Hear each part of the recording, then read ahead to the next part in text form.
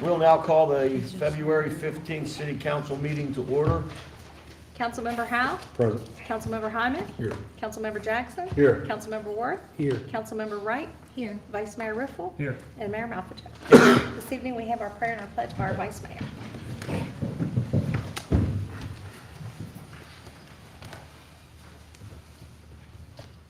Father, we come to you to ask for your direction and your guidance as we lead our citizens of our city. Help us be better leaders, help us provide more services for our citizens, and help us do our best we can. In your name we pray. Amen. Amen. Pledge allegiance to the flag of the United States of America and to the republic for which it stands, one nation, under God, indivisible, with liberty and justice for all. Hey, you took my lead. This evening, our business recognition is Lowe's. Lowe's representatives would come forward with our mayor and vice mayor. And play.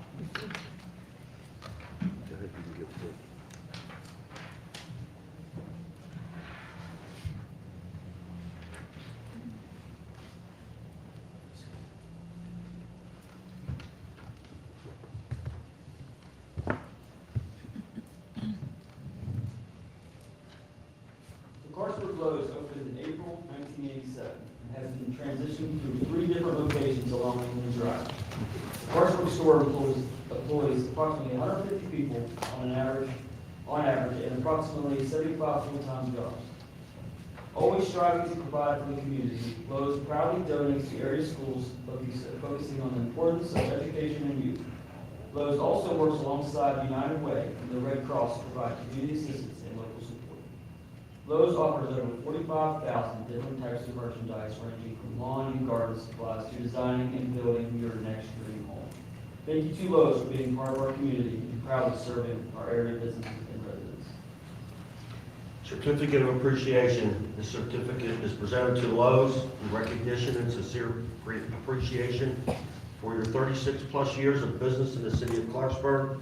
Thank you for being an integral part of the city of Clarksburg's unique small-town charm and enhancing our community that so many of us proudly call home. Thank you. You're welcome.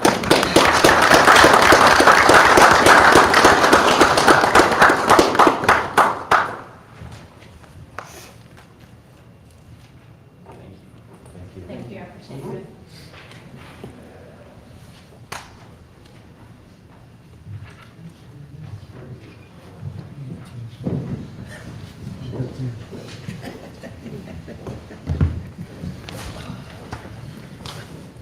Rick Morales, the Public Affairs Assistant with the U.S. Small Business Administration, wishes to do a brief presentation for council.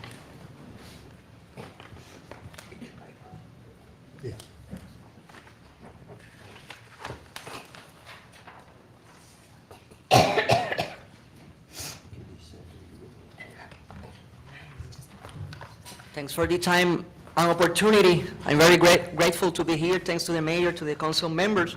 I'm a PIO with the SBA, but not regular SBA. We are at the Office of Disaster Assistance. We are here because of the past floods of August 28, between August 28 and August 30. It was declared on January 31st. That's why we are here 6 months after that disaster. This is a presidential declaration. It was signed by the President Biden. That's why one of the reasons of why we are here. So we are visiting because all this information is not important only for these past events, but for possible future events. I already met with the emergency management director for the county. I already did the city councils for Bridgeport, Salem. I'm doing this one today. And we are doing all kinds of meetings, interviews to reach the most people as possible. One of the reasons of why we are here to help us sharing the information through the website, social media, so we can reach the survivors. We don't only assist homeowners and businesses and nonprofits. We assist a lot of kind of survivors. In short, not only businesses. It's not like the name. It's like we do more than businesses. Homeowners, renters, nonprofits, and businesses. That's we are individual assistant. In comparison with FEMA, and USDA, that they are bigger than us. Those federal agencies, they have public assistance and individual assistance. They provide for funds for bridges, roads. We only provide for individual assistance. USDA, of course, they also have for public assistance, homeowners repairs, business repairs for disasters. They receive more funds from the Congress than Small Business Administration, the Office of Disaster Assistance. So I brought a lot of different flyers. The fact sheet, the second page that I brought, that's the most important page. That's because for a possible future event, most of the things are not going to change. What is going to change? The deadlines for our programs, the locations of the centers, interest rates, most of the information, the places that are affected, most of the information is not going to change. That's why all this is important. We also visit these meetings with the government, because the more the knowledge of the government, that's in the benefit of the citizens, of the constituents. So what we are not grants and like FEMA, and the people get discouraged with us, but that's why we visit too, because we want to give details of how the people can take advantage of this and don't get discouraged. The main message always is, this is very important, this is for the homeowners and renters. When they are denied by FEMA, most of the times they are referred to SBA, and they don't understand why they have to apply with the SBA. To them, they need, sometimes, not always they are going to be referred, but they need to complete all the procedure with the SBA to be referred back to FEMA, to see if FEMA, when they were denied first, to see if FEMA can give them grants or the other disaster assistance. The explanation is very easy. It's because we are a team. We work jointly with them. We are a complement to FEMA. We are a verification process for economic. In other words, they want to know your economic capacity. That's why you need to bring to the centers your tax return, your social security number, all your information on details, because it's another process that FEMA, they need to know about you to see if they are going to assist you. That's why for homeowners and renters, never get discouraged, be proactive, complete the procedures with the SBA, because if you are denied by FEMA, then denied by SBA, not always, not mandatory, not obligated, but most of the time they might refer you back to FEMA, and FEMA might give you grants. So that's why I'm saying that that's only for homeowners and renters, because for businesses, as a general rule, always homeowners, renters, nonprofit, and businesses, they register first with FEMA. But that doesn't mean that FEMA is going to give you funds for businesses, because they don't provide funds for businesses.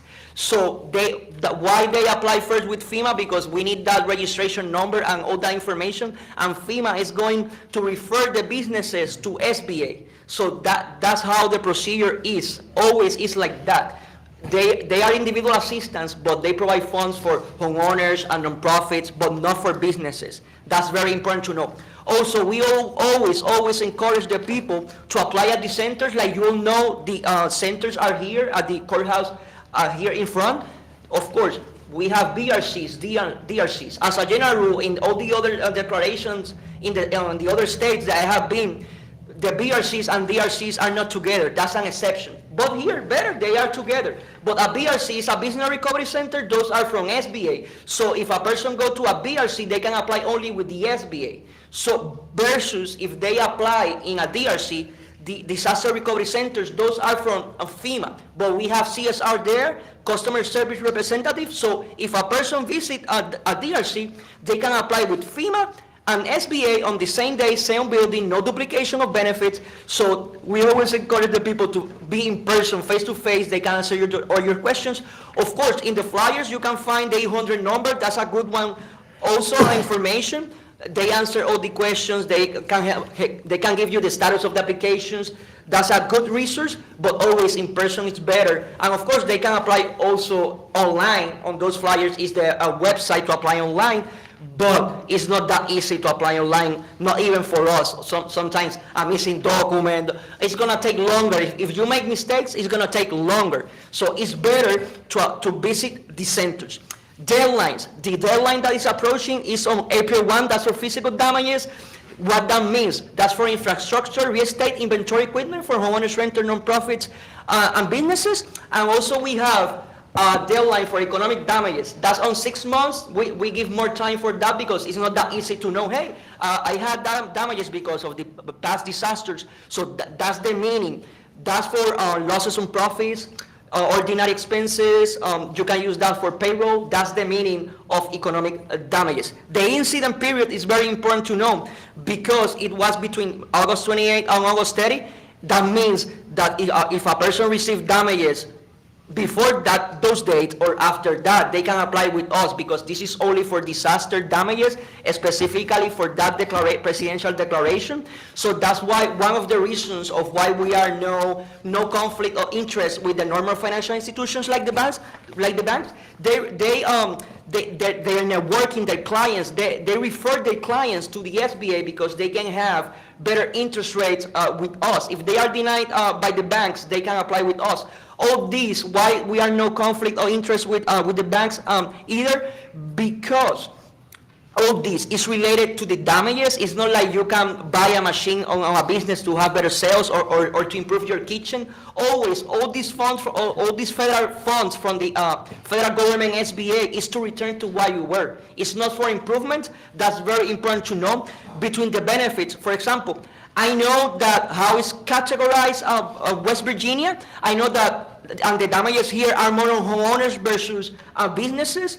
But some people, the people that have insurance, of course, because we have the 1 year deferment with 0% interest rates, nothing that year, no payment that year. So they might get the money faster with us and get back in their feet quicker and faster instead of just waiting for the payment or settlement from the insurance company that can take months or a year or more. So that's one technique that the people use.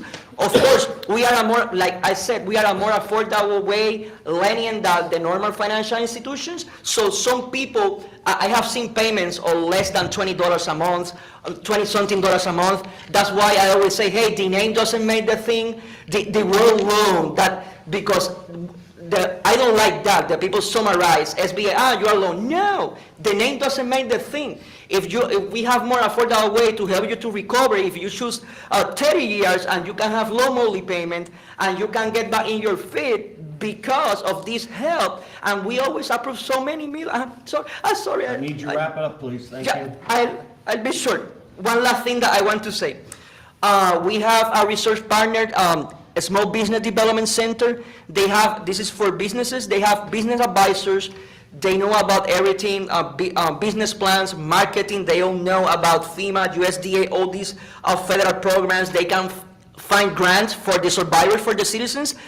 Here, I'll give you a flyer of the website. We have a small business development center. We have all those kinds of resource partners. We have for veterans, for women. So they are a very valuable, good resource. So they can even find funds from the state, from the nonprofits and grants, and they work for the state and SBA, so they are our research partner for that to find that. I'll give you that flyer with the website, so at least every state, they have a research partner like the SBDC. Yeah, here is the website for the SBDC. Okay. And I'll give you another one, because I don't have for everyone, for those specifically documents, I don't have a lot of them. All the information for our research partners. Okay. Thank you. Thank you.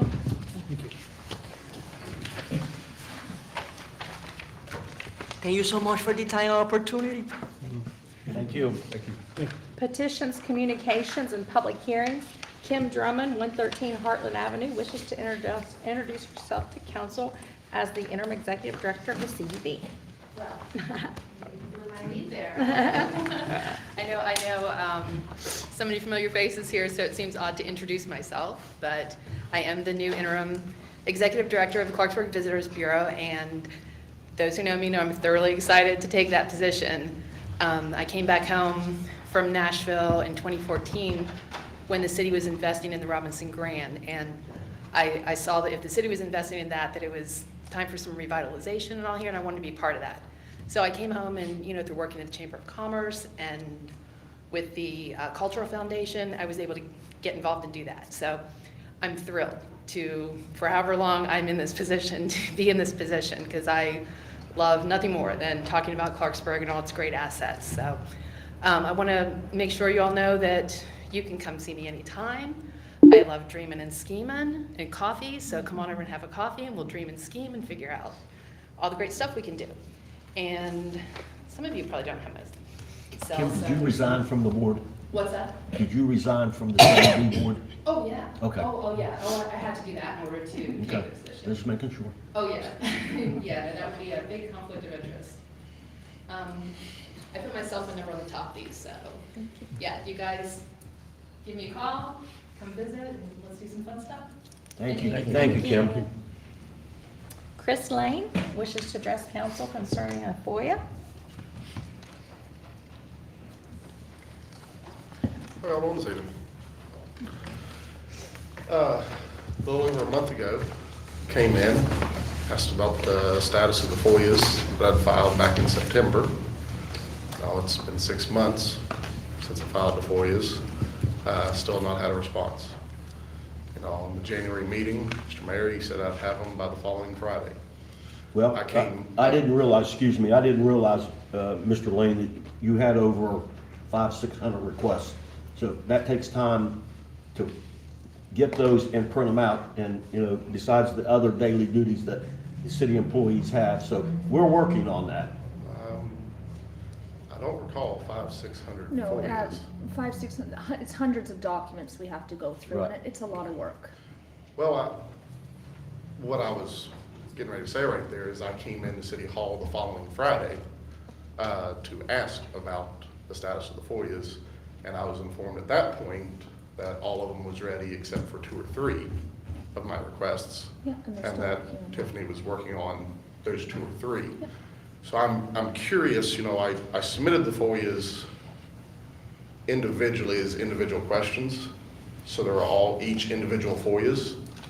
What's the city's reason to withhold FOIA responses that I was informed was ready to be distributed because the collective group was not completed? So, to answer your question, the city's not withholding anything. We were just waiting until they're all complete because there's so many documents. There's a charge to print them per page. We were gonna put them on a USB for you, so there's no fee for that. Okay? I mean, I appreciate the USB. Digital is definitely helpful, especially this day and age. I'd be happy to bring in a USB if needed, be happy to bring in multiple USBs if needed. If that was the case, I mean, I said, if it happened to brought a USB in, would have liked to have picked up the FOIAs that was ready, while waiting on the remaining of them to be completed. Understand some of them, you know, it's pretty large documents. I know me and Ms. Feld talked about the time period of a few of the requests being pretty broad. We was able to work together to shorten the time request, the search period for that, to minimize the amount of documents produced. But there is a reason why I submit them all individual FOIAs instead of one FOIA with a bunch of list of questions, is to allow the city to be able to go through and process them on an individual basis, and as you have them completed, can then return them back. And then, you know, after I left that Friday there, I've not heard any further communication that, you know, hey, we're still working on them, hey, we should have them at this date, or anything like that. So greater communication would be appreciated. If you're able to release the ones that were ready then, that would be greatly appreciated. I understand if a few of them have large documents that needs time pulled together, that takes time. You know, when there's logic behind it, you've got no problem working with anybody. But just didn't understand why the majority is being withheld until the entire group was to be completed. That confused me. So I did bump into Mr. Marsh in the hallway coming in here. He did mention to me there that he has them sitting on his desk, that he plans to finalize his review of them, have them all ready next week. That would be great. I'll be in town all next week. You know, more than happy to stop by, pick them up. I think everyone's got my number for free. Give me a call, shoot me a text, let me know when's a good time to swing by. Happy to bring USB stick if needed. or multiple, and look forward to receiving them. Appreciate y'all's time. Thank you. Thank you. Bobby Thomas of South Charleston, West Virginia, wishes to introduce himself. Good afternoon, to Mayor and the council people.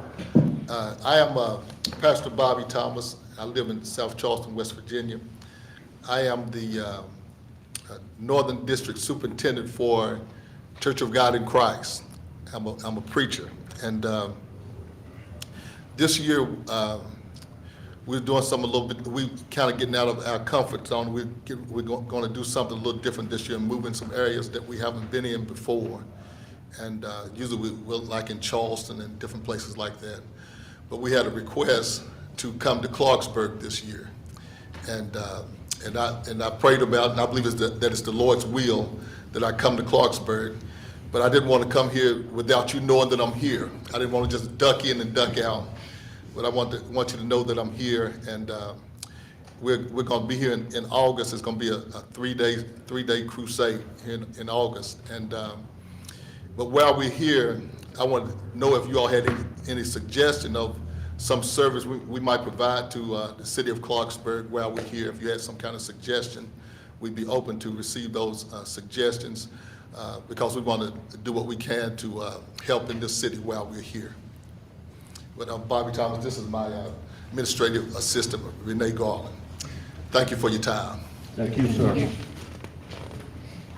Approval of the minutes of the regular session of February 1, 2024. Second. We have a motion and a second. All in favor? Aye. All opposed? Motion carries. City manager's report. So work is continuing on various recreational locations within the city. They're hiring staff in all positions for the parks, including maintenance, pool, and concessions. All positions will be seasonal hires. There's new concerts coming and available for Don Felder and Scott McCreary. They're available at the AMP website. Code enforcement has done 24 building permits with a total job cost of just over $142,000. There's been almost $2,000 of fees collected, a number of condemnations. The city engineer is busy working with ongoing projects throughout the city, retaining walls, slips, Neiman Highway. We've participated in budget discussions. There's been a number of other complaints that Code has dealt with. Finance has no department updates at this time, other than they've been working very hard on the budget. The fire department handled a total of 374 calls of service as of today. And next week, the fire department will have 3 days of thermal imaging camera training.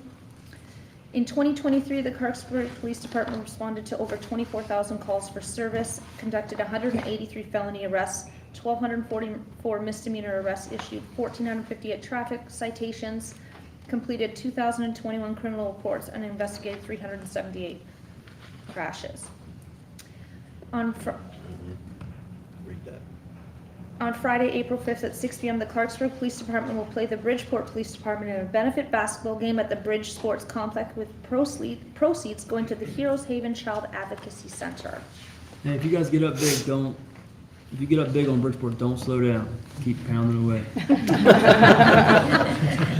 Public Works has been very busy over the last month. However, I do, and this isn't written specifically, other than that they patched a hole in the street, I want to recognize the work that Public Works and Waste and the Departments of Highways did last week.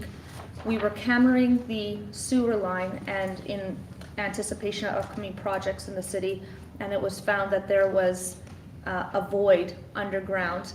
And in less than 30 hours, our departments and staff worked together to fix that hole, divert traffic, make sure that everybody was safe, and got that patched in less than 2 days. And on behalf of council and myself, I want to thank all of the staff in those departments for taking such great care of the citizens of Clarksburg and our infrastructure. So thank you. Next, we have the Robinson Grand. You can go to their website at therobinsongrand.com. There's Jazz Night, Jay and the Americans, the Born and Bred Concert Series, Take 3 concert, the Drake White concert, the Songs of the Carpenters, Magic of Motown, just to name a few. And the free event as well coming up in a couple months. In the water waste treatment plan, the discharge monitoring report was submitted for the month of March with no violations. The process treated approximately 350 million gallons of wastewater. The number 2 Clarify drive has failed. Parts are ordered and expected to be here this week. The cost was just over $10,000. And the final Clarifier drive number 3 has been replaced. And a reminder to the public to please do not flush baby wipes or flushable wipes down the drains. They do not dissolve and can cause blockages in the sewer line as well as the damage to pumps. No unfinished business. New business, consideration of first reading of an ordinance to approve current replacement pages to the codified ordinances. So moved. Second. We have a motion and a second. All in favor? Aye. All opposed? Motion carries. Council comments? Mr. Hyman? Excuse me, I'll be brief. I'd also like to thank Public Works and their hard work for fixing the hole in Main Street. That was a very impressive hole. I haven't seen anything like it before. It was pretty wild. So thanks for your help. Quick work. Thanks, John. That's all I got. Mr. Worth? Yeah, I'm just gonna echo Will. I mean, that was quite a project, and I'm kind of worried that if we would've tried to bid that out, it would've been, it would've took a lot longer and it would've cost more money.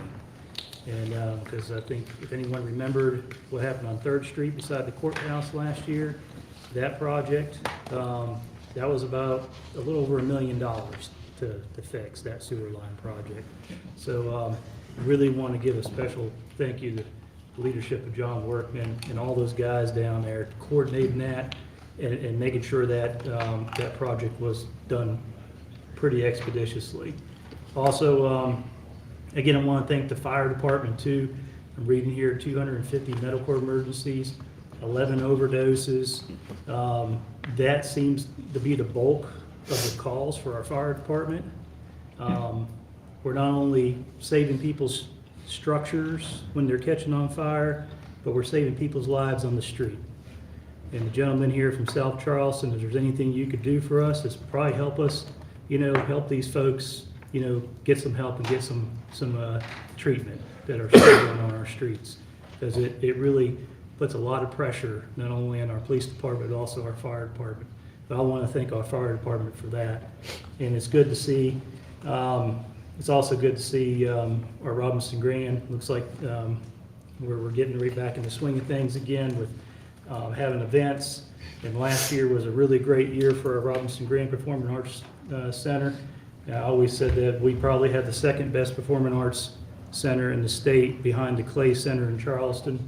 And it's because a lot of the good work of our employees there and our community who really invest in that. So other than that, everybody have a good weekend and God bless you. Ms. Wright? Yes, I'd like to thank everyone that came up to speak and address council this evening, and looking forward to diving into the budget.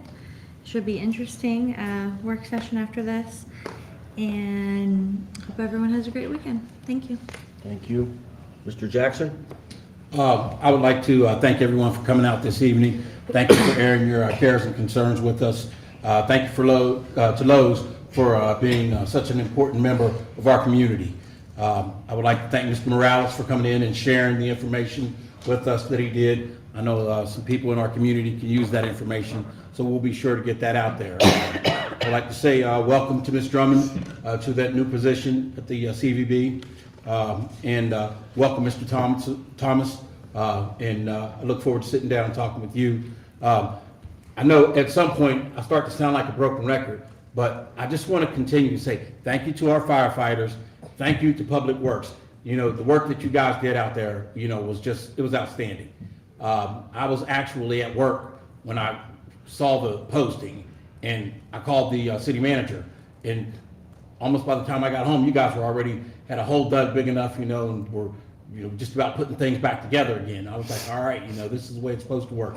So I want to say, and if I have to say it every meeting, thank you all. You guys do a great job, not only in snow removal, but when that situation came up, our police department, we have the best employees around in the state. So, thank you all for all the hard work that you do. Thank you, Mr. Jackson. Mr. Howe?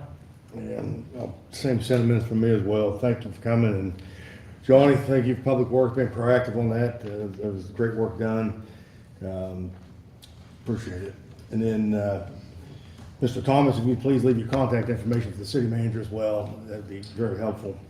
And then, that's all I have. Look forward to the budget work session. I thought everybody came out to see the council meeting, but I think everybody's here for the budget work session. So thanks for coming anyways. Mr. Vice Mayor? Thank you, Mr. Howe. I'll keep it short too. Again, thanks, Public Works.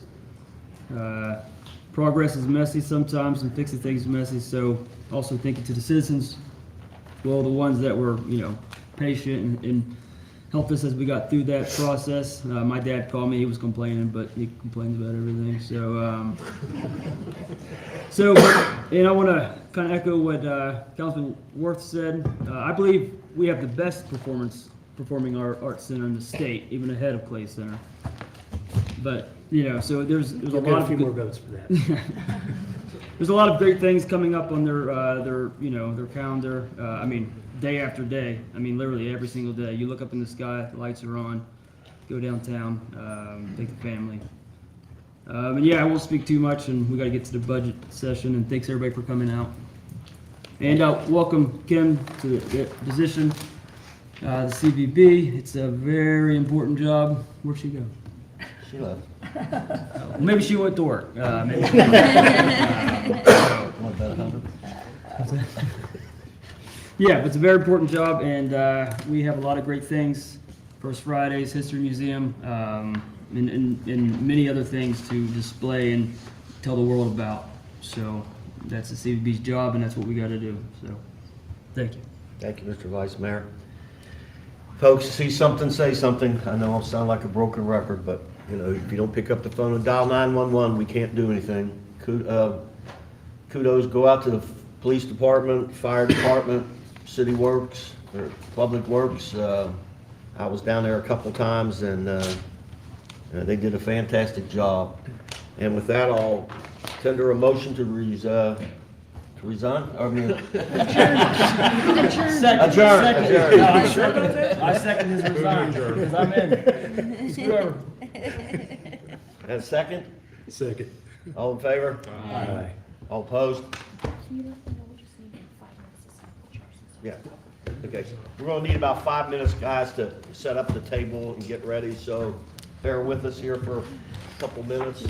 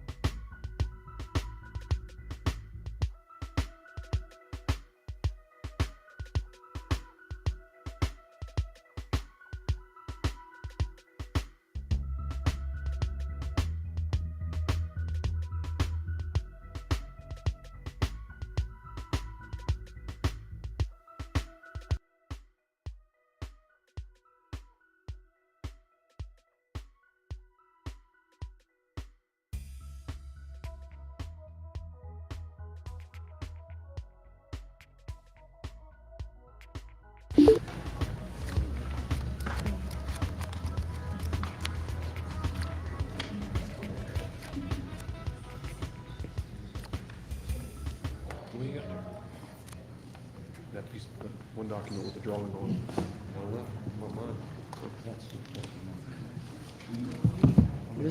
That document right there with the doodle on.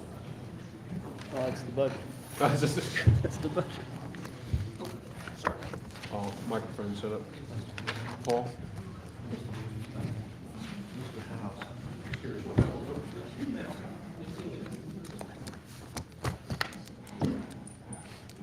Jerry said it was the budget.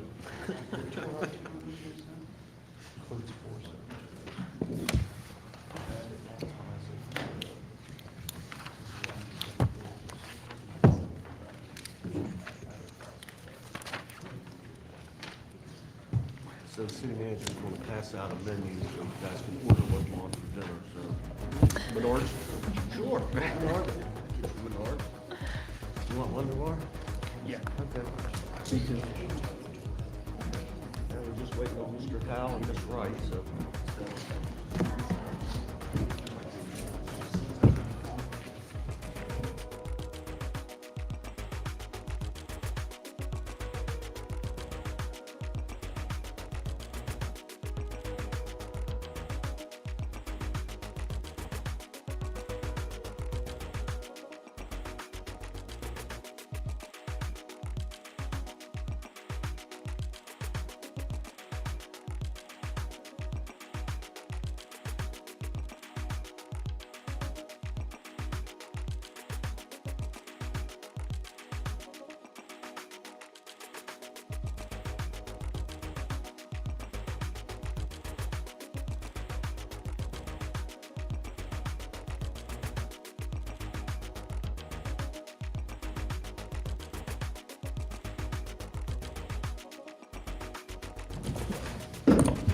Budget review.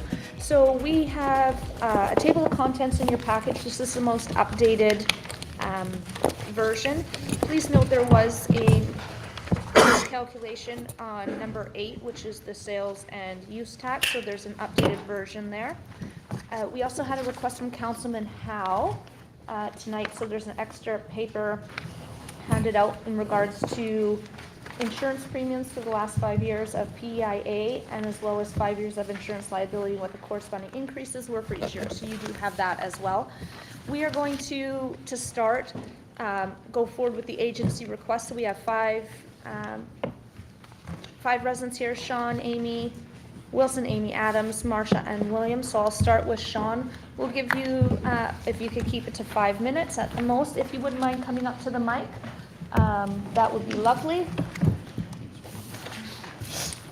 And you can just give a brief, oh, he's gone. Yeah. Tiffany, Miss Fell, you also have Bill from the Italian Festival back there too. Yeah, William. Oh, okay, That's I didn't hear William. you say his name. Oh, okay. Whenever you're ready. Good evening. What kind of questions and information do you require? Just what your request is, that's if you'd like to speak, just to give council Okay. a quick Well, the reason overview. for the substantial increase over last year is due to the fact that my organization now is probably what you'd consider the majority shareholder of cemeteries in the city. And predominantly those cemeteries such as Elkview, former Oddfellows, that were typically burial grounds that would go in line with like Holy Cross Cemetery. Those two are completely in the negative as far as perpetual care funds, and that's how we acquired them. The Oddfellow Cemetery back in the day, we all know the story of that, mostly. You're probably not too familiar with what took place as it predates you. But with Elkview, it's a very similar situation with a very negligent operator. It was an interesting situation. The Masonic Lodge had still owned it, but they were in a land contract deal with a other entity. That other entity violated certain standards of that contract, interred people in the wrong spots, a couple other alleged activities, not delivering on services. One of the big issues right now is the fencing that they traded, and we're working to get that back. Someone's holding it for us, but that fencing was traded in lieu of services, and we're working out a deal to get that reinstalled. Then the mausoleum's roof, it's been in that condition for a few years now, and I'm diligently trying to work on funds to get that fixed. I'm exploring all sorts of options. I have several other individuals helping me write grants and stuff. But that is the reason for the substantial increase. Because, yes, we're a volunteer organization, but over the years, it's not realistic to think that a handful of volunteers can keep your cemeteries looking in the standard that we have it. We subcontract our labor to a local company. We have an excellent deal, and I'm not going to divulge that because I don't want him to be outcompeted, or I don't want to get into that. All I know is he worked out a deal with us, and that's how it works. So that's where most of the funds go, is to fund projects like the maintenance, help out with costs for projects such as what we did over at Jackson Cemetery, the research piece on the DAR Cemetery. Even though that's not ours, we do have an agreement with the Daughters of the American Revolutionary War to function in a management capacity where everything goes back and forth between us and them. They funded the project with all the tree removal. That was solely on them. And, I mean, I'm an open book if you have questions regarding anything. Thank you. Council, do you have any questions for Sean? Nope, thank you. Okay, thanks. Next, we will ask Amy Wilson from the Harrison County Economic Development Corporation. Their amount that they're requesting hasn't changed. It's at 20, our contribution that was requested is 25,000. Whenever you're ready, Amy. All right, thank you. So I don't know if this is working or not, or just talk up, speak up. All right. Well, thank you all for the opportunity. Like Ms. Bell said, we are not changing our request. I'm Amy Wilson, Executive Director of the Harrison County Economic Development Corporation. I have with me Luis Ramirez, who's the Economic Development Assistant. We also have 3 board members here with us tonight. We have Tim Stout, we have Tiffany Fell, and we have Martin Howe. So we are the lead economic development entity for Harrison County. That is by resolution by the County Commission. Our role is still the same, and that's for economic development. Anything that has to do with business retention, business expansion, and just growth of economic development in marketing Harrison County and the region to grow jobs. We've actually seen, we tried to do the numbers before we got here, 40% increase in development of our area over the past year. So each year I would come in and give a report and kind of an update of what we've seen. Really surprised by that much of a development in this area. I think it's because of, I hate to say COVID, but a lot of companies are still trying to get out of the larger populated areas, and they're still looking for these rural communities. We are just that. We offer everything that some of these larger ones do, plus. So in order to locate here or to relocate their business or expand, they put out requests for information, which are RFIs. You've all heard me talk about those before. We are getting about an average of 6 RFIs a month. Those RFIs are coming from around the state, they are coming from other states, and they're even coming internationally. We had a German company in the week before last. We had a company from China that was in December. And Clarksburg is #1 priority for us. This is the county seat.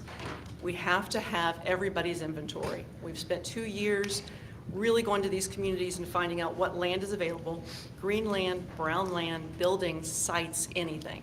The state itself, the state of West Virginia, has a site readiness program. We were all allowed, all LEDs were allowed to submit to sites. We just received our announcement that our 2 sites have been chosen. So that will go on to the next phase of development for those sites. So the state of West Virginia actually recognizes economic development more now than they ever have been. There's a lot of money behind economic development. And that reason being because West Virginia is the focus right now. Rural communities are the focus. ARC, the Appalachian Regional Commission, a lot of focus on our states that are in the ARC, or the Appalachian region. So for Clarksburg, I'm not going to go down through the list, but if anybody needs a copy of what I submitted, I have those with me. I don't know if you have that in your booklet or not, but it has a list of what we focused on over this past year and our partners and who we worked with.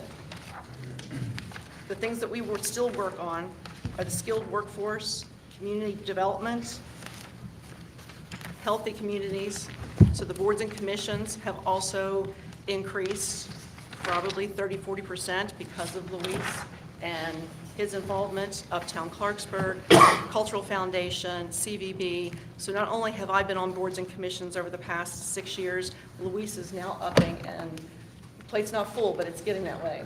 And a lot of those fall right here in Clarksburg. Example of the RFI, I know a couple of the council members and Ms. Fell are aware of a project that we had in the last 6 months. So example of an RFI, a company will ask for a site and they will give specific details of that site. We can use the example of someone selling a house. We're not going to sell a house to someone that needs a 3-bedroom, yard fenced location, everything detailed.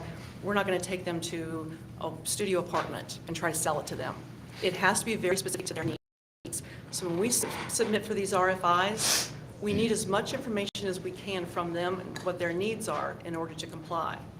We had 3 sites for a specific project that we submitted. We don't know if those were chosen. The project ended up moving on. They found a location. They spent 3 years working on this location. Utilities, environmental, everything's in place for this company to be there. Not much of my time, I'm sorry. And it fell through. Utilities fell through. So they had to scramble back and look for what other sites. Immediately they went to the hopper to find out what other sites were there. Who else submitted 3 or 4 years ago that had a site that would meet our requirements? West Virginia was shortlisted. They ended up coming in. I know the mayor and Ms. Fell were at the very original meeting. We did about 3 years, 2.5 years worth of work in 2.5 months. We were able to put together utility packages for gas and electric. We had the rates, we had the grid, we had the costs, we had a 40-year tax abatement from the county, we had the land, we had the environment, we had state and federal permits that were in line for this project. We then went to the state. The state was involved from day one. We updated the state through all of this. Incentive package was huge. It was a $1.5 billion investment. We ended up not getting it, but a week spending in Charleston working with our representatives, that's an example of a huge win for us. It was a win because we were chosen. This is where this company wanted to be. We were not able to follow through with the incentives for the state, and there were some, I think some things on the other end of the applicant themselves, but it just shows this area, we can compete. We can compete with Texas. We can compete with New York. There is no reason why these companies can't locate here, and we want to continue that. So again, thank you for your support over the past 6 years. We are 2 years short of our 10-year mark of being sustainable. Hopefully, in 2 years, I can come back and say, we appreciate all of your efforts. We would like you to continue to support us, but not financially. Thank you. Is there any questions from council? Several months ago, and honestly, I can't remember, I was trying to find the email in my phone. There were some emails from you about some brownfield development stuff. Yes. That was dealing with, I guess, Senator Manchin's office. Is there any update on that, or? Glad you mentioned that. Yes, we wrote and received a $500,000 grant. We just had our kickoff meeting Tuesday. So we are starting the assessment process. We have, I think, 7 sites now. We had 3 from Clarksburg in our application. We now have 7 in Clarksburg. So we'll be reaching out to you to put our list together. Thank you. Amy, I have a question, please. Rolling glass factory Northview. Why can't we develop that into a brownfield? We can. It is a brownfield, and it's on our list. Thank you. So, absolutely. Thanks. I had a question. Can you explain, the brown size development, the assessment process, and what tangible return on investment we could potentially get from that? So with our assessment grant, we can use it as seed money. I guess similar to a planning grant or assessment or feasibility. You will have points for that. So we automatically gain points for having this feasibility and assessment done. Once we have those and they're prioritized, we can then use those projects to go after additional EPA funding. So let's say the 7 sites, we have one. We've chosen the site. We can do a phase 1, we can do a phase 2, we can do a marketing plan, we can do a redevelopment plan, we can go after additional funds to tear a building down if we need to. There's a lot of things you can do. but we need to get them on our list, and we need to get them all assessed. So we have pretty much one here in Clarksburg that we're moving forward on. Okay. Yes, yes. I think, are you referring to one, or are you saying? Because we have, I'm just saying. we have 3 that were in the application. Okay. So we prioritized ourselves 3 out of Clarksburg, and we now have 7. There may be 20. Once we start this process, we have been putting our list together. We have a consultant on board that's going to be doing the assessment. They will take each piece, each site, each building, and assess individually a report for that. And that report can come back to council, can go back to the owner, it can come back to the county, it depends on who has the land.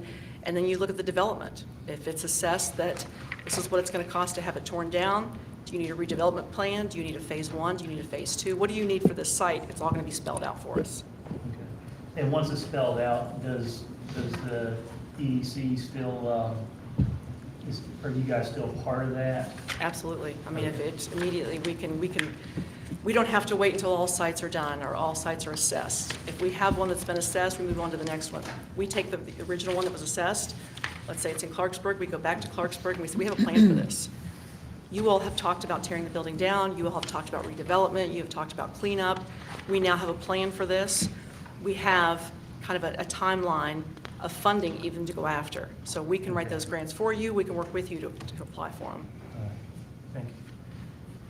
Thank you. Thank you, Amy. Thank you. Next, we had Amy Adams.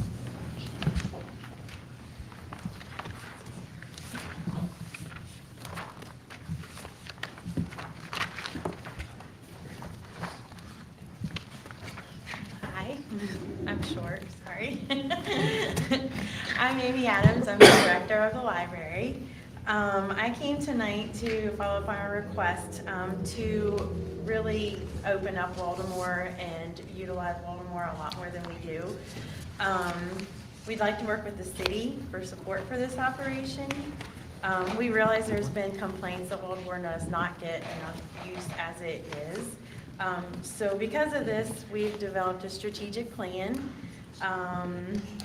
We plan to increase attendance, plan more events, and make collections more accessible to the public.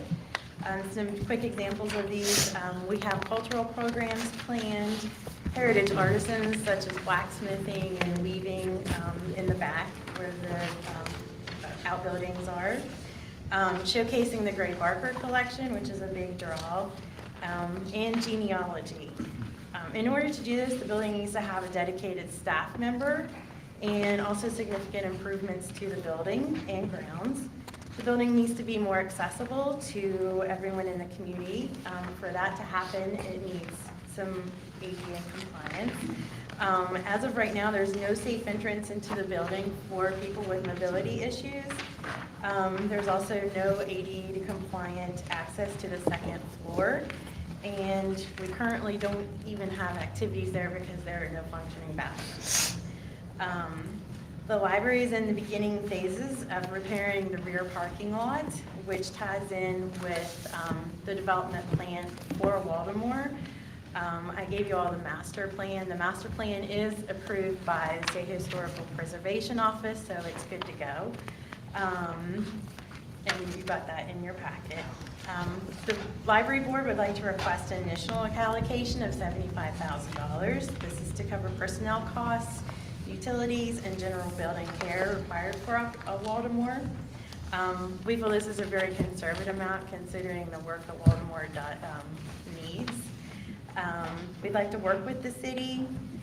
It is a city landmark. It is a city-owned building. We're willing to staff it and take care of it, but the library right now does not have the operating budget to do that.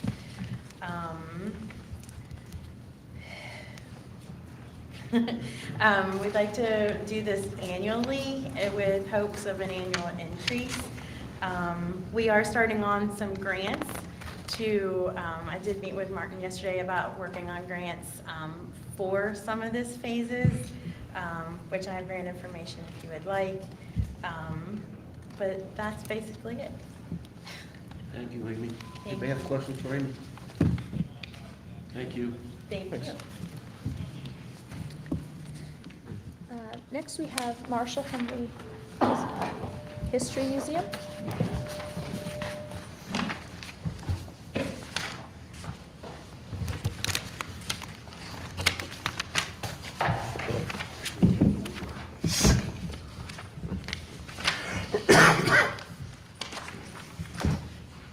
Hello, everyone.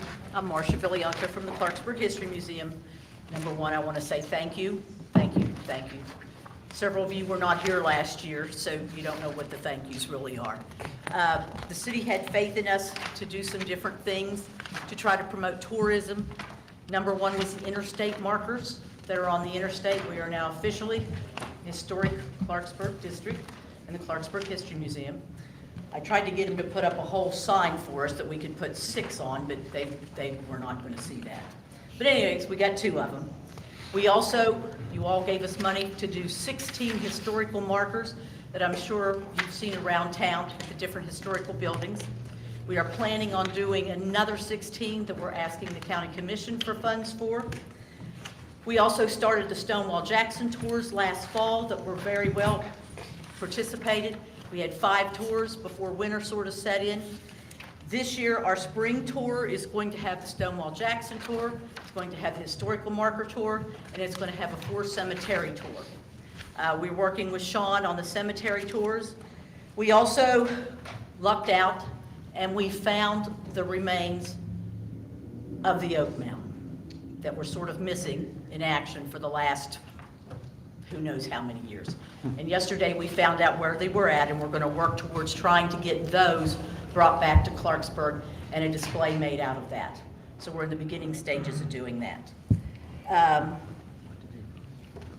Also, I gave you all little samples of different things that we're doing. These are the brochures that we're going to do for the tours. We're doing a spring set of tours, we're going to do a fall set of tours, and the national tour, the 4-county tour that I finally got put together and sent out to tour companies is being very favorably looked at. They're looking at wanting to do them probably in the fall. I don't have commitments yet. We're working on pricing. I've never done this before, so I honestly don't know what I'm doing. But they're helping me, and we're moving along. The History Museum is extended hours. We're open Tuesday through Saturday from 10 to 4. We are still in the Board of Education building. Some of the other things that we're doing this year, it's John W. Davis's 100th anniversary for running for President of the United States. We're going to have a birthday celebration in April. Then in August, we are also going to have an event at the Robinson Graham where he will give his acceptance speech. He's from Clarksburg. We're also going to give trolley tour rides around town to the different places where he lived, where his wife is from. She lived in the Basil home that used to be the Moose. That's now gone, but it used to be the Moose building down there. And we're just moving along doing different things. This year, we're asking for money for an AmeriCorps worker. AmeriCorps workers are only for 2-year funding, and so this is the end of my funding, so someone else, if we get funding, will take this job over, and we're asking for that, and $3,500 to go towards marketing the tours and the different things that we do. And I want to thank you very much for letting me and the History Museum put together the tours and try to promote more tourism and bringing people into Clarksburg. Thank you. Questions? I just want to say thank you for all you guys do at the History Museum. You guys are constantly doing new things and just keeping things going, and so thank you for that. Thank you. Next, we have William from the Italian Festival.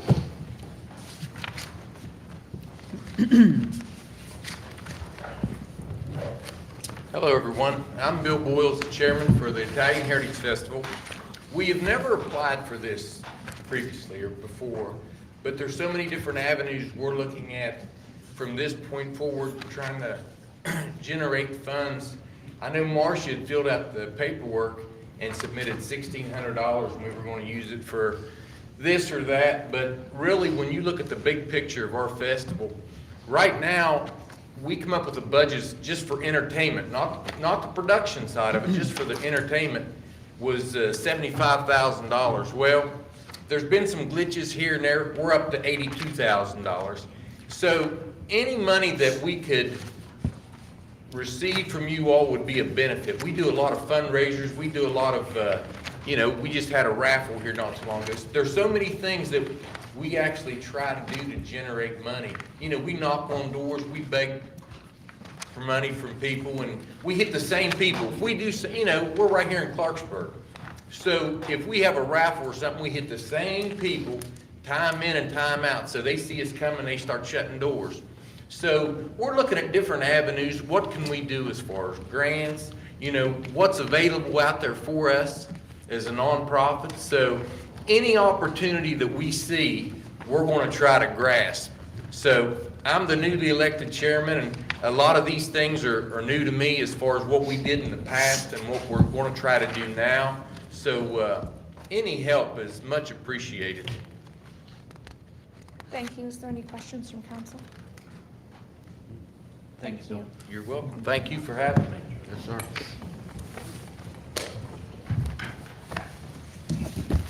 We'll go back to our regular table of contents. So in your package, the updated, Any of you folks that want to go, you're more than welcome. Don't feel obligated to stay here, because we could be here till midnight, so.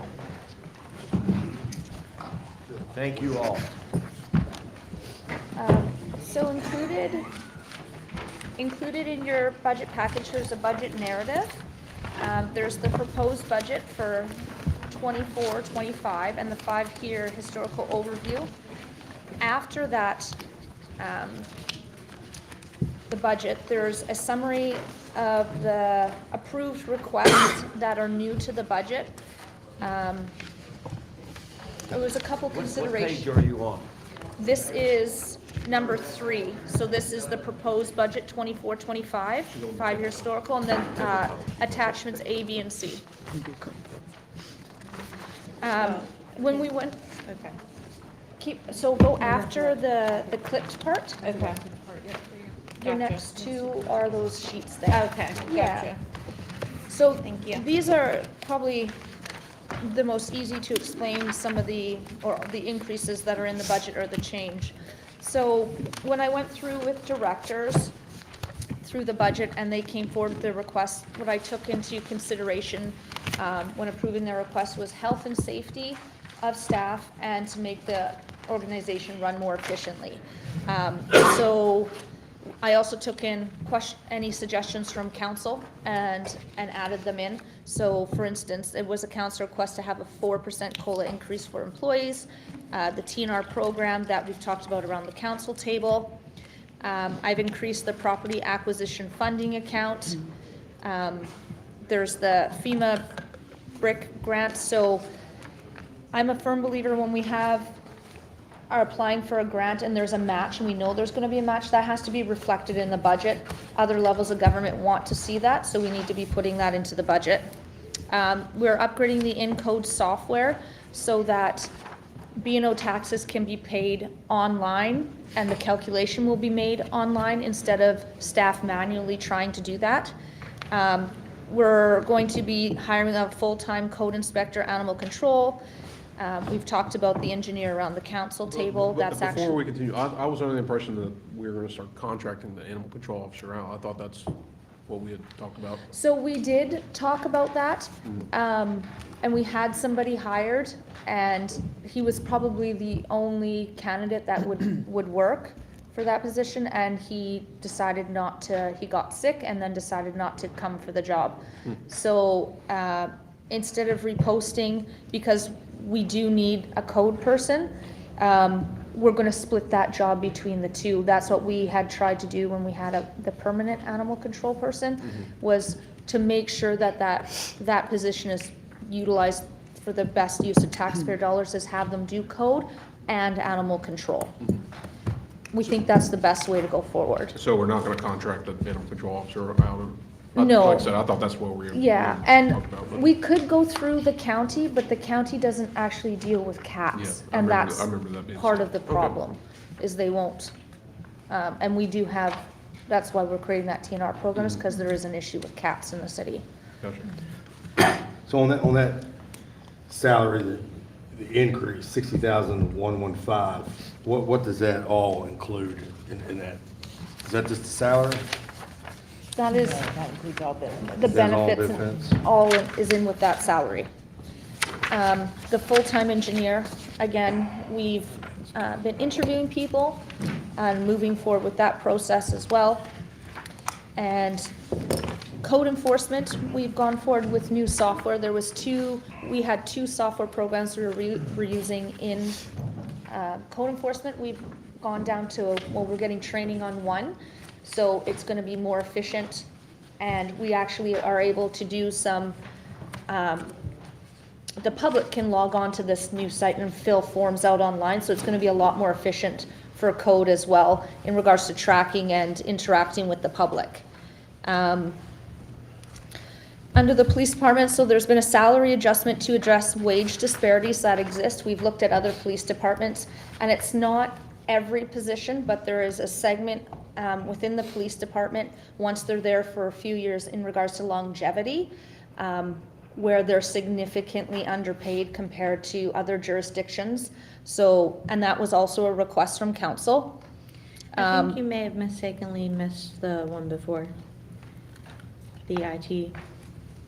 Oh, yes, I apologize. So IT, we have gone to an external firm to deal with our IT. Right now, we're looking at all our IT infrastructure, all the programs that were in place. We're looking at equipment that's downstairs. We're doing a full assessment before I make a decision. Do we want to continue to have a contractor do it, or do we want to hire in-house again for that position?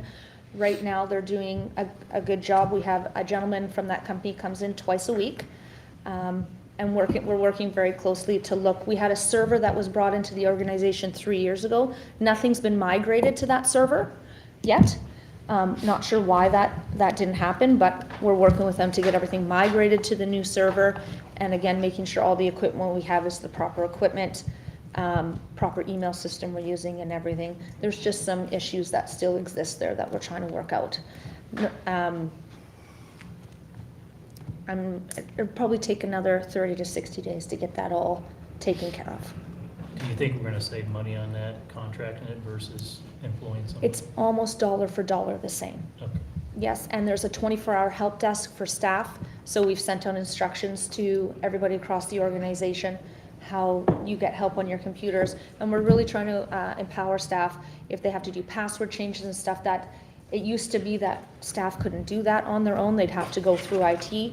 Now we're training them, you can go and change that on your own, setting those different security protocols and working with this company to ensure that we're protecting the organization. They're also they offer free monthly trainings for staff online, and they really like the staff to come in person so they understand cybersecurity and the importance of what websites you're visiting and that type of stuff.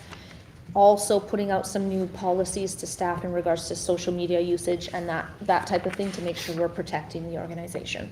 If we run into a situation where we have a system crash or a serious virus come through, who would be the individual that would be responsible to take care of that? You call that 1-800 number and they will send somebody out. And how soon could we get somebody out? 30 minutes? Yeah, it's not long. And if it's really serious, staff should be calling me, and I have cell phone numbers to their chief of operations. Can you ask this IT person to get rid of that Barracuda network, please? Please. That's on our list to talk about because it takes like my emails. We've missed events because it's eating those emails. So yes, we are looking at if that's the right program. Because I'm afraid to open it. I don't even open it. I just delete it. And then we missed a couple of events because of that. Yeah, so that's on our list to take a look at. Thank you. So Advantage Software is the company name? Yes. Okay. Advantage Technologies, actually. Okay. And we've already been working with them, so it's a seamless transition. Yes, so this happened end of December. We had them come in right away. There was no transition period. It was just, there's no gap in service, nothing. It was seamless. The council shouldn't have seen any disruptions in their email or internet or anything. Staff didn't either, so it worked out well. In Barracuda, we can't get rid of that either, though, because, I mean, once a day, we're at least going to get it once a day. I mean, Yeah, we have so to have that. you I can mean, change some of the parameters on Barracuda, and seeing if that's the best program to use. Our IT person had told me at one point she had extended the parameters, and that's why there was a change. So before much more stuff was getting through, the problem is some people are fishing for information by attachment. So that's why everything that has an attachment, generally, if it doesn't know the email is going through Barracuda. So we're trying to look at that. How do we ease that, but still protect the organization? There's a adjustment to overtime in the police department. As you saw today when we went through the manager report, how busy they are. They do a good job, so that's part of why that's in there. And then there's contribution for transportation. There's police vehicles, that's an increase. Everything's gone up. Vehicles is one of them. Can I ask a question on the police vehicles? Yes. Are these all SUVs instead of police cars, Chief? So is that the norm now, just? Ford doesn't make a sedan anymore, police package. Chevy doesn't. Only thing right now you can get is F-150s, Dodge Durangos, and Explorers. Okay. I thought that, I mean, I'm okay with getting the vehicles, I just didn't realize that, I didn't know that we had to go step up when we used to have the police interceptors that were a sedan. That they're gone, huh? We're not making one now. Okay, thank you. We have an increase in police vehicle equipment and accessories. Again, that's just a general increase. The cost has gone up. And in-car cameras, we're adding those in. Next, we have the fire department. So there is an increase in training. We want to make sure we're training our firefighters properly so they can ensure the best service and their safety, of course. Third-party billing for rescue fees. When I was talking to the chief, I found out that the exhaust systems in 2 of the halls, if not all the halls, I'm trying to remember off the top of my head, their exhaust systems aren't working. In my opinion, that's incredibly dangerous. If you're turning on the vehicle, the exhaust needs to be taken out for the health and safety of the firefighters, so that's why that's in there. Can we go back to the third-party billing? Yes. Is that when we respond and we were charging the insurance companies? Where Is is, this the thing we passed last year? Chief, if you wouldn't mind? Yes, that would be for, we're working with Kim, and the plan is to be able to bill for car wrecks, car fires, and structure fires. So has the county increased their, there was a max that the county allowed that we were trying to get them to pass last year? We didn't increase our number, we just weren't doing it at all. Well, I know that. We So just now started, we're yeah. actually following that ordinance, and we've started billing for that. Okay, I'm saying, but the county had a max number that was allowable for us to charge. And We that's were what trying- we're following. But we're trying to get them to increase it to be close with other counties. Like, because like Charleston, other counties had a higher number by the county that would allow us to increase our revenue. It was on their, You're talking about where they said $500, right? And we Yeah. tried to get it to 1,000? I forget. Something like that? Yeah. He's talking about a city, they had- county ordinance. they I don't know had- if they've changed it. They had it on the table, they went to vote on it, and then I don't know what happened then. Yeah, I had, I don't think they brought it back up. that was before my time, but I was told that it didn't go through. Now, if you want me to, I think they tabled it, they didn't Okay, put it so down, so we if you can, would like me to contact Yeah. the county and speak to them about that, I can for sure do that. I have a question. Just for clarification, third-party billing and rescue fees, it's listed as an expense. Okay. He's talking about right here. Well, we should have it under, should be under a revenue as well. Let me see. Yes, The because expense part would be for when we pay the third party, but it may be listed under something else. So. Do you pay a Martin, third party? We were going to engage with a third party, we have not yet. they only would get paid if they. It would be on collect. page 7 is the revenue line. That's the expenses for the third party's portion. So page 7, Well, wait a minute, I've got 3 budgets in front of me. the newest copy from, with the 5 years, it's on page 7. It's the second line from the, or the fourth line from the bottom. So it's estimated at making $30,000 in revenue. And then this is the cost That's for the- the. So the 7,000 is the cost. That's the cost, and Okay, we would all make right. 30,000 in revenues. Okay.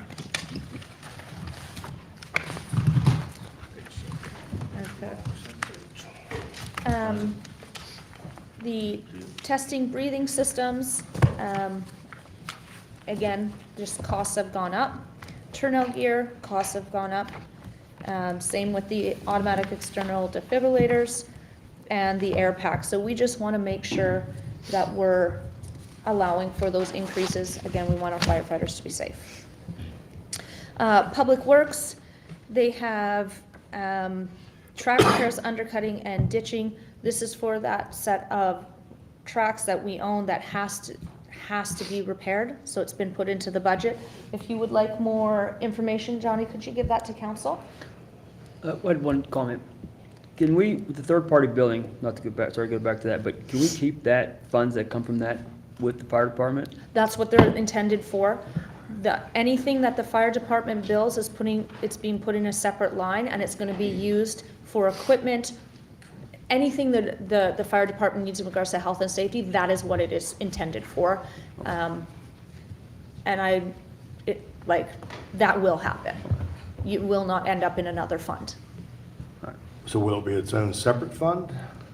Well, it'll be its own separate line. I prefer to put stuff in its own separate fund. I have it on discussion with Kim on how to do that. I think for transparency and accountability to the public, they need to see that if we are billing and we have said in public, it is going to go to the fire department, there needs to be a direct line so they can see what's happening. Johnny? Okay, so, as you may know, I know we do own, I know Mark knows this, you've done it before. We own the spur line at the Life Science Center. It's a railroad track. We get a monthly inspection by CSX. They cannot inspect that track. It has to meet certain specifications. We've been down this path before. We're getting in a section of track right now that we're just about out of spec with again. We're looking at around $50,000 worth of repairs to that part of it. But that's only solving the result of the problem. The issue is drainage. Okay? So there's a ditch line out there that needs to be cleaned, rewrapped, and redone. It's around $20,000 to do that. If we combine the two together, it'll save us about $20,000. So we're looking at about $70,000 to repair that track and fix the ditch line, which should help alleviate future problems there. So this is the spur line's different from the one we used ARPA money from last year to repair? Same track. Same one, okay. And where is this at? At Columbia Boulevard, it's the Life Science Center. Is that a cost estimate of the contractor provided you? Yes. Using the same cook and? Fresh Cook, yes. Next we have, I'm sorry, I keep wanting to say stripping machine. It's a striping machine. For the roads, we need that for road maintenance and upkeep, and then a mobile column lift as well in Public Works. And then the Italian Heritage Festival, that is one as well. The next page is the summary of required or necessary increases. So this is increases as a city we have to pay for instance, the 14% increase to PEIA, the West Virginia retirement contribution increase with COLA, the 5% increase for general liability insurance. There's various increases to utilities, various increases to supplies and material, and a postage increase. So, yes. On the 14% increase for PEI, is that reflected in the budget? Yes. Of what that would be? Yes. Yes. And then a summary of major reductions. So under personnel, you have the annual employee drug testing. It's been moved to cold severance. Demolition clearance. The URA loan paid off, it's gonna be paid off in June of 2024. It has an annual payment of $77,000. The loan for energy savings project is being paid off in November of 2024, an annual payment of just over $101,000. Your police department, your police pension contribution has been moved to sales and use tax of $500,000. Your fire pension contribution has been moved to sales and use tax of $750,000. The loan for the truck packer unit will be paid off in April of 2025. The street sweeper is to be purchased this fiscal year. There will be 2 one-ton pickup trucks to be purchased this fiscal year, a mid-sized pickup truck still to be purchased this fiscal year, a tow trailer, and an excavator. Questions on the pension contributions? Yes. That is contributions to the old plan? So before I answer your question, if you Okay. go to the fourth last page of your budget, there is an explanation on the change to police and fire as Okay. well. There's been some changes, so if Kim can run over this, and then we'll answer your questions on pension, if that's all right. It looks like this, or from the end of the new package I sent to you. In the budget, in this? The one I just gave you tonight, yeah. Yeah. Fourth I don't page, have that one. fourth page from the end. Yeah, I'm looking off of the one I got from her last week. That's fine, I can see it here. Here, Martin, take mine. Yeah, so, hold on. There we go, I got it. Okay. And Kim, if you wouldn't mind running over this and explaining that to everybody. Those contributions are the ones for the old police and fire plan. But that is also what I made the error on, that Tiffany mentioned earlier, the sales tax, and sales tax budget. I had only allotted $500,000 for police and $750,000 for fire. I realized today that I made an error in that calculation. I was working off of the current number and not the budgeted number for this year. So they are a little higher. If you look on the bottom of this page, for this year, or for next year, it is estimated at $812,000 for police and $1.2 million for fire, a good bit higher. But there was sufficient amount of funds in the sales tax to cover those costs. So I just redid that calculation and gave you a new sales tax budget in there. We just went through here how those calculations are made now that the plan is closed, and the contribution from the city is a lot less now. So we decided to move that over to sales tax because we're allowed to do that through the ordinance that started the sales and use tax. We can make our contribution to pensions there. And what about the West Virginia municipal? Okay, that is out of the general fund. You'll see that in the police and fire budget. There's a line, and we Okay. pay 8.5% per employee. Per employee? Okay. And so what we put into the police and fire pensions, does this cover the current old pensions? Yes. So we're taking care of?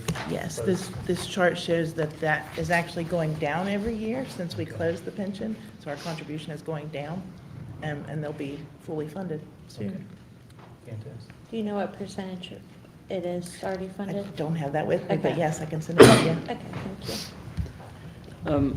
You have more? No, go ahead. Okay. A few questions on some of the equipment, street, public works. We can go over, I don't know if we can go now or when we get to their section, but, so these are all equipment that we were going to get, now we're no longer doing? It says No. reduction, so I didn't know. This is this fiscal year. Oh, okay, okay. So, Johnny, could you give us an update on some of the equipment that we've been in the process of trying to get? And I know you're waiting on several equipment to come through, I mean, taking forever to get them. So pickup trucks are probably not going to be pickup trucks. Still having issues with cab and chassis.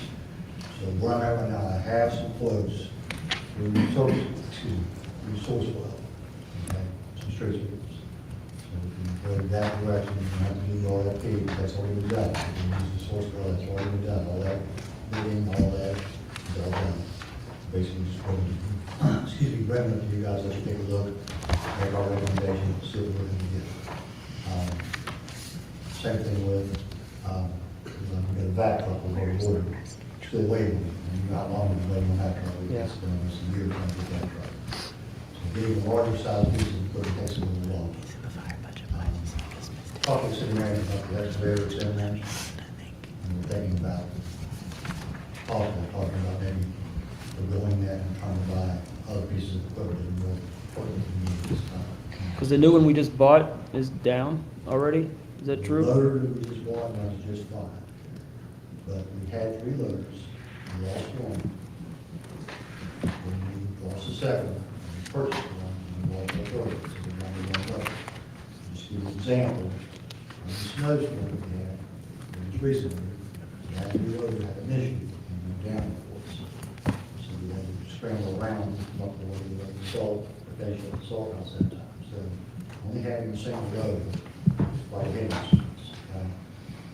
We got these loads on the job on Main Street, it's shutting down at the Conway site, because that was on Main Street and that way. So, Thank you. loaders at this point is probably important for the next year. And I apologize in advance, Council, for the oversight. There is one piece of equipment that missed the chart, and I don't know how I missed it. There is a fire, is it a rescue truck? A rescue truck in the budget that should have been reflected on the city manager approved request, and it's not there, but it's in the budget, it's just not on that chart. Is that fully funded now? What do you mean? Fire rescue truck? No, so what we are planning to do is go, we're planning to order it this budget year. It should take a year and a half, 2 years to get in. And we are gonna go on a 10-year purchase plan for that rescue truck. We're working with a couple different organizations to see the type of financing we can get. But yes, it is same as the fire truck. That's actually going to come this year when we do another budget revision in a few months. There will be a fire truck on there as well. So if anybody's wondering about that, that's when that's going to come forward. So, you done? You want to have a debt service, what you're saying? Yes. Okay, so you're doing an RFP for those? Yes. Explain the rescue truck to us, what exactly that is to me. Is it apples or apples, what we have, we're getting rid of it? So the chief explained it to me, but I don't want to get it wrong. So I'm going to let him explain it to all of council as well. Sure. So the current rescue truck that we have is dead. The engine blew up and it's sitting over at the Northview Station. We're currently using our backup truck, which is a squad truck, and it's transporting the equipment that we have. Luckily, it is doing the job that I needed to do, but I definitely need to replace the rescue truck that I have. The one that we have that we're looking at is slightly bigger, which is good because the equipment that rescue truck carries, that's part of the problem as to why our current rescue truck died. Too much weight trying to be carried around in that truck caused a lot of that. So by getting this newer truck, bigger truck, we're good to go with the equipment. And the rescue truck that we're looking at also comes with new equipment on it also.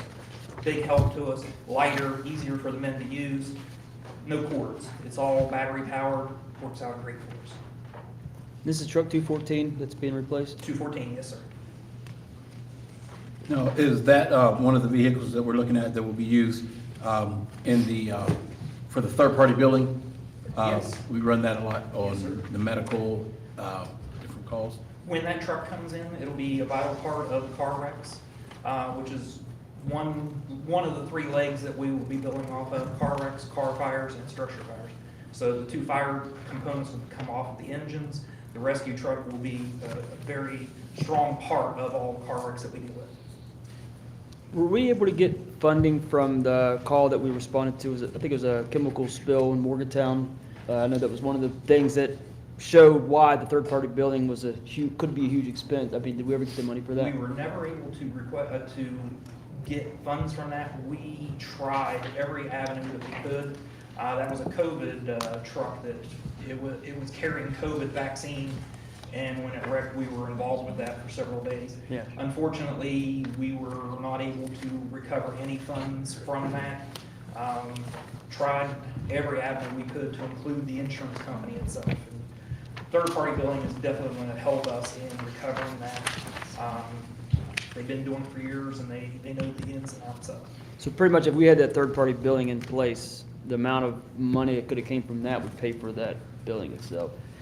It would have definitely helped. I don't know that I could have gotten that amount out of that, but I definitely could have gotten good 5-figure, maybe even 6-figure out of that. So those charts, really, the budget didn't change a lot from last year. One of my goals was to make it very easy to understand what was approved for an increase, what was an increase that was required, and where some of the reductions are going to come from. Councilman Worth asked for a 3-year revenue projection. That's included. Now, the expenditures will be sent out on Monday. That's a lot more time involved in creating those expenditures, so I'll send that document out on Monday. Your budget narrative is included as well. The budget narrative, a lot of it matches the charts that I put out with the increases. I just find it's easier to read if it's in an Excel chart for council, just very much simplified. All the different funds are included in your budget package as well. For information purposes, because there's been some questions about the sales and use tax ordinance, that is there as well, to show what that can be used for. I know I've talked to a couple of you when you came into the office today. A lot of you have read over the budget. I spoke to the mayor, and I know there's questions. So I wanted to know with council, do you want to just take this budget and start running through, and we can answer your questions or clarification as we go? Is that how council would like to do it? Just one clarification question. You said that the ordinance for the sales and use tax language, I can't find it. Where was that? Very last page of the package I gave you tonight. It's photocopied. Oh, okay. That's good. Okay. No problem. Oh, and Councilman Howe asked for these, like I mentioned, so you, all of council has this document as well.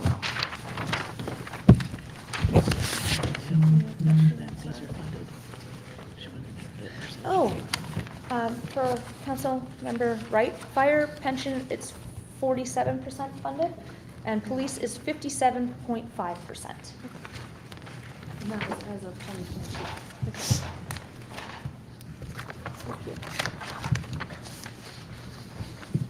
So maybe I'll start to the right. Mark?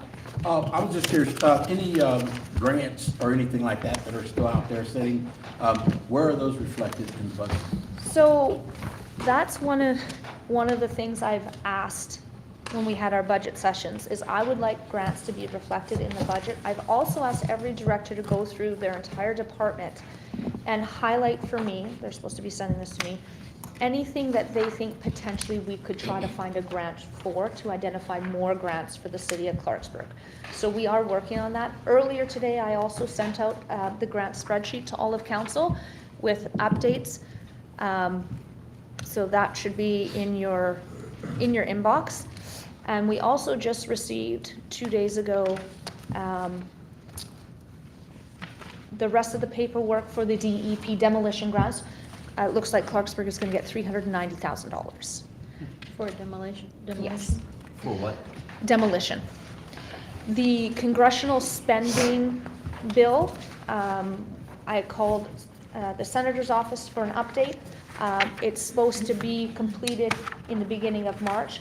That grant funding is, a lot of it's for the safety items for fire and police, as well as the downtown beautification, sidewalks and those projects.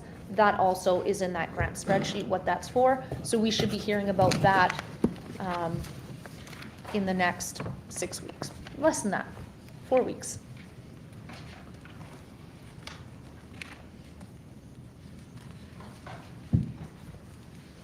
Questions? Yes. Are we going that way? That's what I heard. take my glasses Just off, I can't hear questions you. on the whole budget? Whatever, if we want to go page by page, we can, it's 55 pages, we can do that, but I'm assuming everybody reviewed the budget, so if you have a page number with a specific question, I can answer that. If I can't specifically answer it, because I never want to give out wrong information, I will talk to the appropriate director and get them to answer it for you. Okay, one question I had is, when you project out, for example, revenues, what is your thinking behind that? Like, how do you project, like, what growth rate do you use? Is there a mathematical reasoning behind it, I guess? What page are you on? I'm just on general revenue projections, page 1. The document, the separate document? Yeah, Okay. just curious how you guys think about that. I looked at the trends for the last several years Okay. and tried to make my best estimate. I know it's hard, I'm sure, yeah. I just took pretty much the differences for the last 5 years. And you'll see a lot, there are several things that I did not even increase in projections. Much, yeah, I did notice that. Yeah, I try to be really conservative. You do, okay.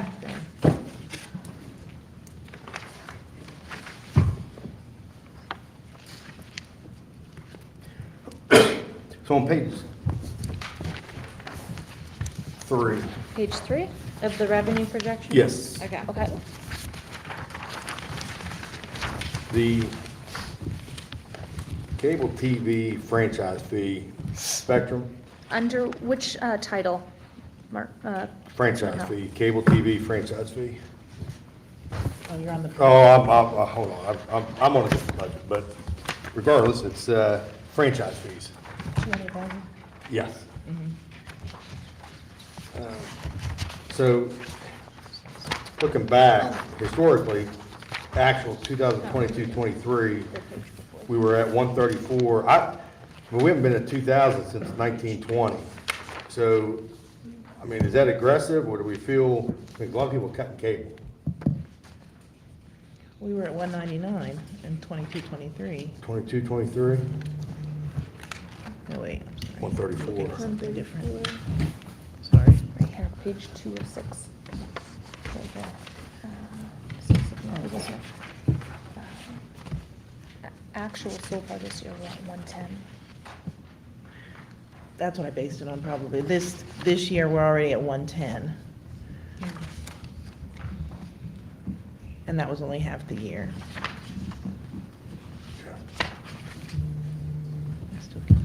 There we go.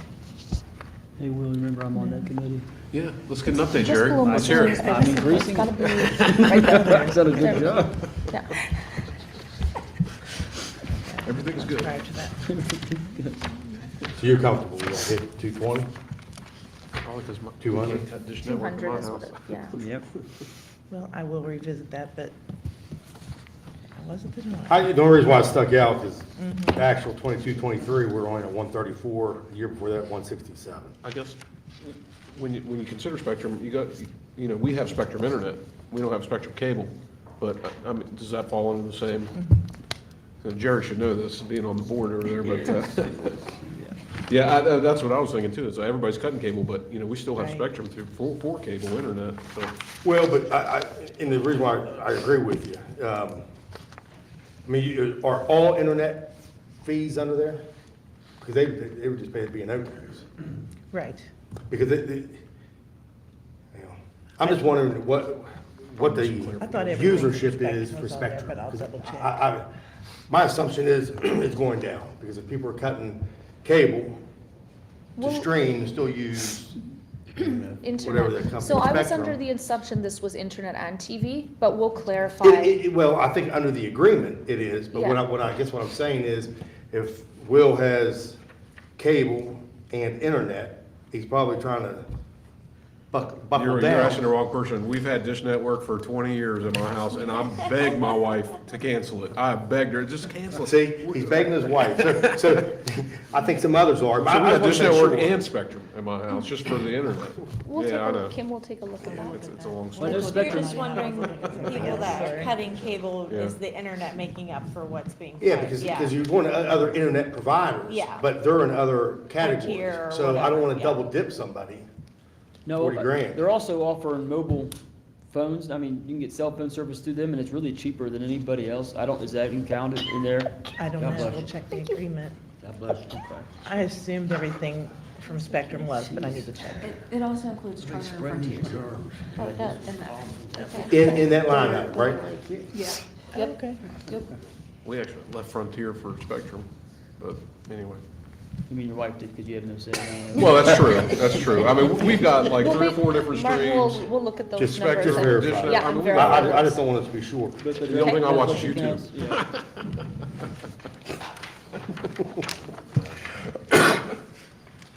Yeah.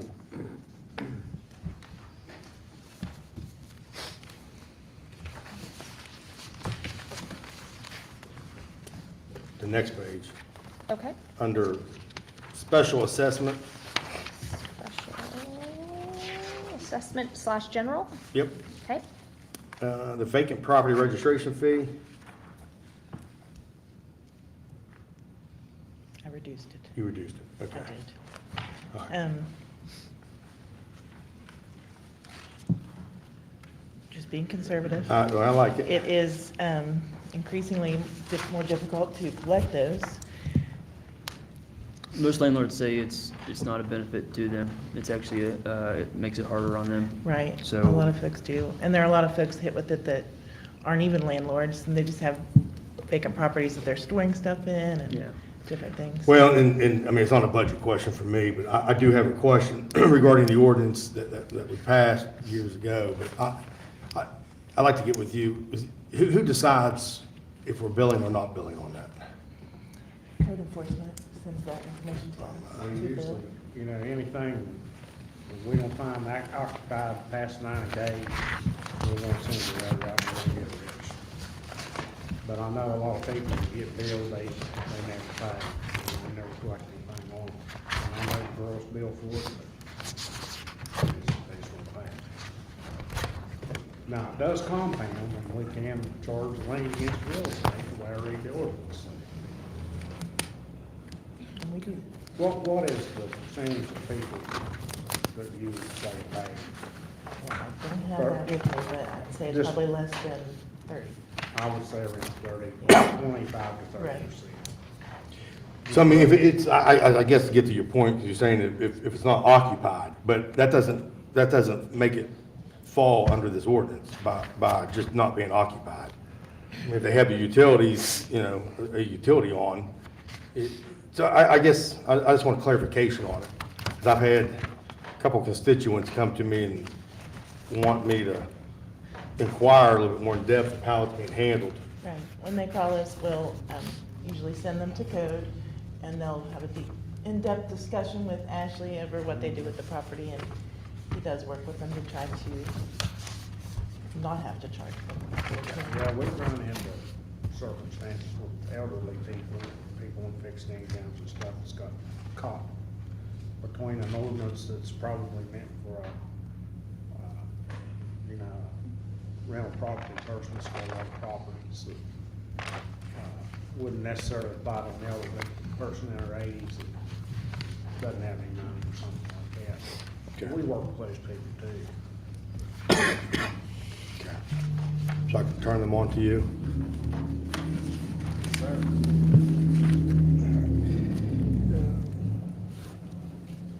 Just tell them to sell it when they come to you. What is it? Just tell them to sell it. Are you going on, Mr. Howell, or? No, well, I've got one line item right below. Okay. Then I'll digress for a little bit. Fire service fees. Next subject noted down. Yep. Again, that's 1 1.6, I know we did the revision at 1.6, and I don't have part of the budget has year-to-date in front of me. I'm on my second budget I'm using in my notes, but again, I know we made, I think we approved that budget revision, but in hindsight, looking back, I probably should have asked that last time.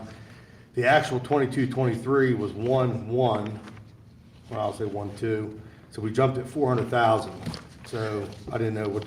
So I asked for the outstanding money owed to the city, and there's a significant portion of fire fees, and one of the things we are working on and increasing training on is getting those fire fees paid.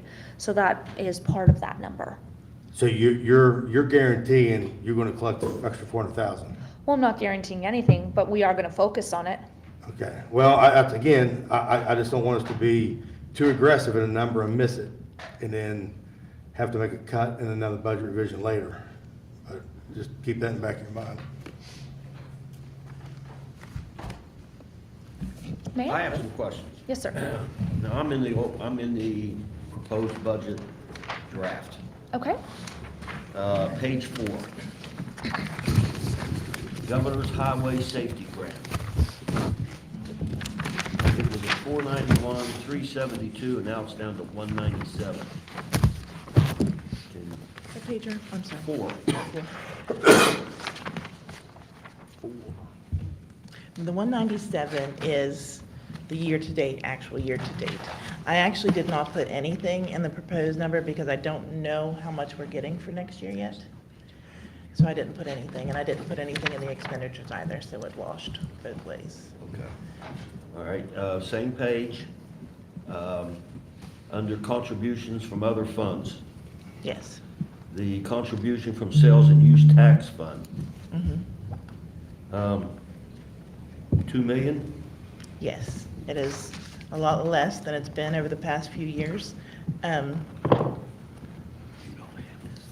But we believe that we can be fine. I mean, we were upwards of 3 million, I think close to 4 million a few years ago.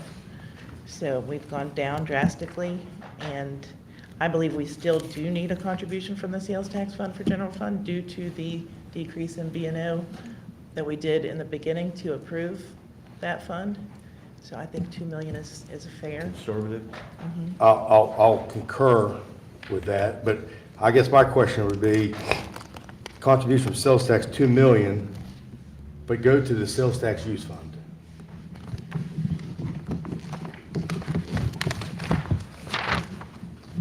Last page of your budget, everyone. No, not the ordinance, the fund. Oh, the fund. Oh, okay, so that's near the end. I'm working off my middle budget. Number I 8, got. half, So about you half. can tell me I'm wrong once I say it. You got So, too many papers. number 8 on your table of contents, just before the RG, you'll have a revised copy of your sales and, I didn't look at it. I'm going off the notes I have. sales and use fund. Did you do it? Yeah. You corrected? No, I didn't. Okay. Thank you, that was another one. Okay. I So- only put 1.5. So, yeah, so only 1.5 million contribution from from the sales tax is into the general fund, so we need to subtract 500,000 more. I'd rather not. Okay, we'll adjust that. Thank you. I had a question in regards, go ahead, sorry. Are you on the same subject? Yeah. Go ahead, I'm sorry. On the sales use and tax, in the ordinance itself, I mean, looks like in subsection 5, it does say that it can be transferred as necessary or convenient to the city's general revenue account upon approval by council. So each time we move money over there, does it have to come up as a resolution? No, not if it's approved under the budget. Okay, all right, But at a future date, yes. okay. Yeah, let's say 9 months into the budget, for If we some would need reason more. you have to move it again, that has to come back to council. All right. Meaning if you have to move anything in addition to what's budgeted? That's right. Okay. Okay, next, down the page, sanitary board administrative services, 300,000 and it's zeroed out. Because now we take a portion of salaries out of there. So a portion of the city manager's salary, my salary, and Cherie's salary are taken, so we do not do the 300,000 flat fee. Okay. And then at the bottom, payment in lieu of taxes. You know, it was 62.99.60, and now it's 0. We don't know, again, we don't know how much that's going to be. We get that from the Harrison County Housing Authority once a year. Okay. So I just didn't budget for it. Okay. Page 6. City demolition revenue. It went from 0 to 150 to 134, back up to 150.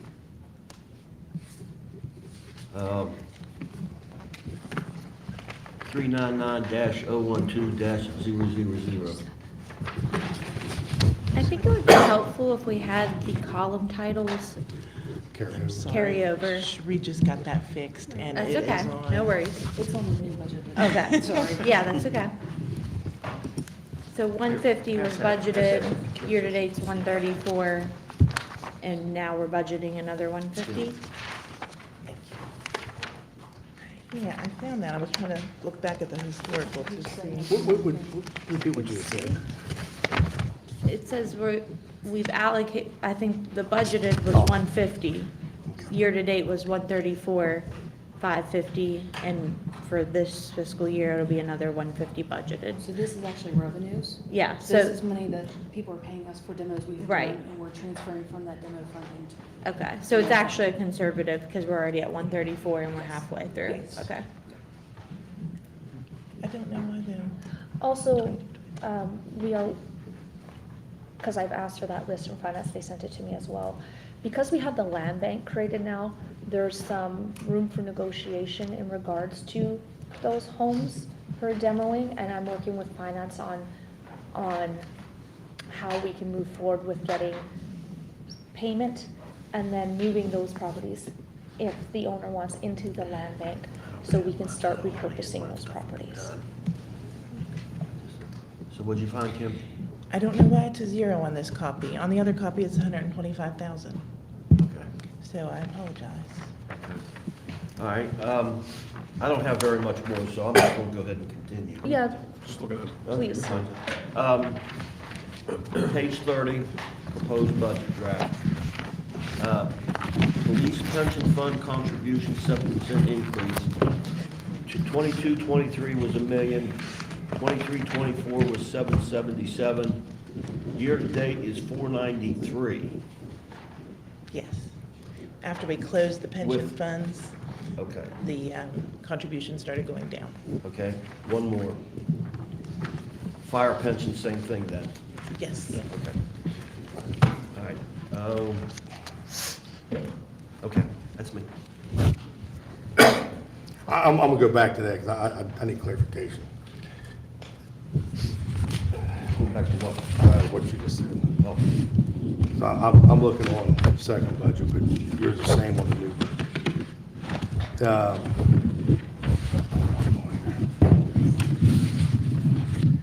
Okay, so PERS, that's the first one, that's 700-106, right? That's for the civilian employees. Yes. Okay. Then the municipal, the MPFRS, That's the new. that's the new plan. Yes.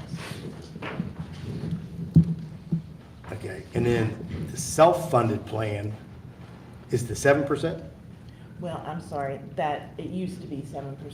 That's an old title. We need to take that 7% off there. Previously, the way we funded it, it had to be an additional 7% every year. Right. So it's not that way anymore, but that's, we're using the same one.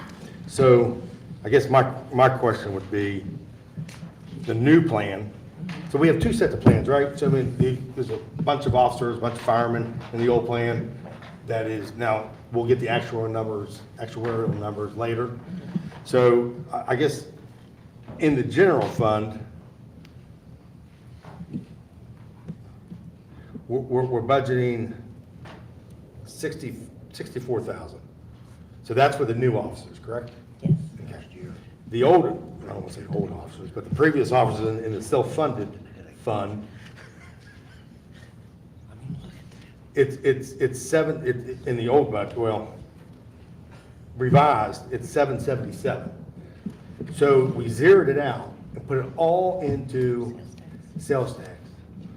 So in essence, we're only not saving the general fund from the sales tax, we're moving the general fund Still to the savings. sales tax. Still less. Because I guess what my concern would be is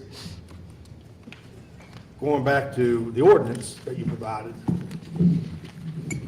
here. First, obviously was the self-funded, the actuarial soundness. So transfer of monies to the city pension reserve in order to make additional contributions to reduce the long-term unfunded liabilities and ensure the actuarial soundness of the city's police pension fund and firefighter pension fund. To me, I don't think the sales tax fund purpose was to replace what we were supposed to contribute year in, year out. I think that number is still there, but in the sales and use tax, it'd still be at $500,000. So I think actuarially, we're pulling that number down for those police officers and their potential widows in the future. So they would still get their half pension, correct? So I guess that's my concern. I mean, we're reducing the general fund, but we're still, it's not apples to apples. I just felt because it's in the ordinance that you can support the pensions, that we could do it that way.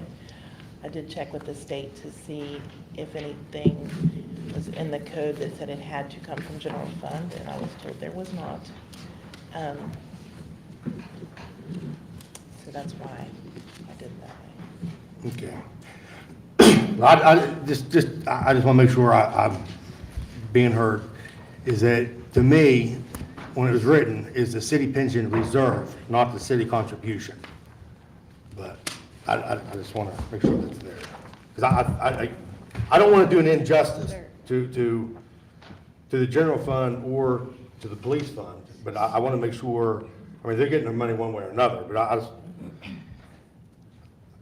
think we're going down a future for a dangerous slope in the sales tax fund if we're eating it all up if we're going to totally fund all the police and all the fire pension fund. That's my concern. That's what I have. Would you prefer to see it split? I would somewhere? prefer to see it back to where, whatever that pension fund was, 500, well, so you have $500,000. Yeah, I was wrong in my calculation, that's one of the things, so it's actually, these are my estimates. And that should be in there. Sure, number went up. I'm sorry. So the number in the Yes, sales it tax did. went up? Yes, it did. So I guess what I'm saying is, if it was 777, let's say, to contribute to the self-funded funds, we have $500,000 in the proposed sales tax fund. That's what I'd propose, not put it all in the sales tax fund. Okay. Only because you're eating away at your sales tax fund, which has the other uses for it.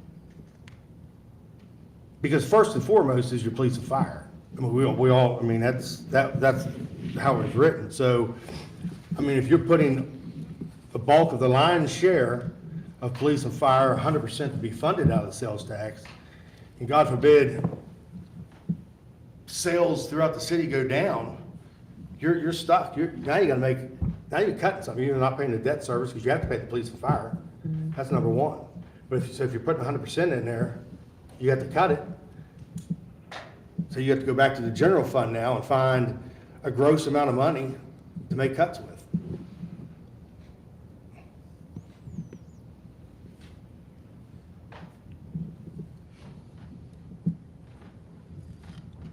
Other questions? Do we have a sheet here that shows payoffs? I mean, I know City Hall's done at The the debt end. service, yes. Yes. If you look at, it's after the big chunk of, like the big budget, it's like halfway through the package, your debt service document. It looks like this, there's no color on it, it looks like a chart. There's a couple things I question that have been done historically in the organization that I don't understand, but that's done, so water under the bridge, but there was a couple of things on here I find odd. But it is what it is. On what? I don't know what document we're looking at. Can I walk over, I can't find this, oh, never mind, I got here. And it's being paid off right away, but there's a demo loan from 2019 through MVB. It's odd that loans would be taken out for demo. Generally, loans are for long-term assets that can be capitalized. It's odd to me. I'm not sure why that was done. That's the big one. That's the one I kind of stuck out at me. I thought it was it. If that's odd, you'd really be astonished how many loans we had with banks for loans, but that's how we've got over 400 houses tore down. I mean, because there aren't that many grants out there, so. I mean, I would recommend we get more loans.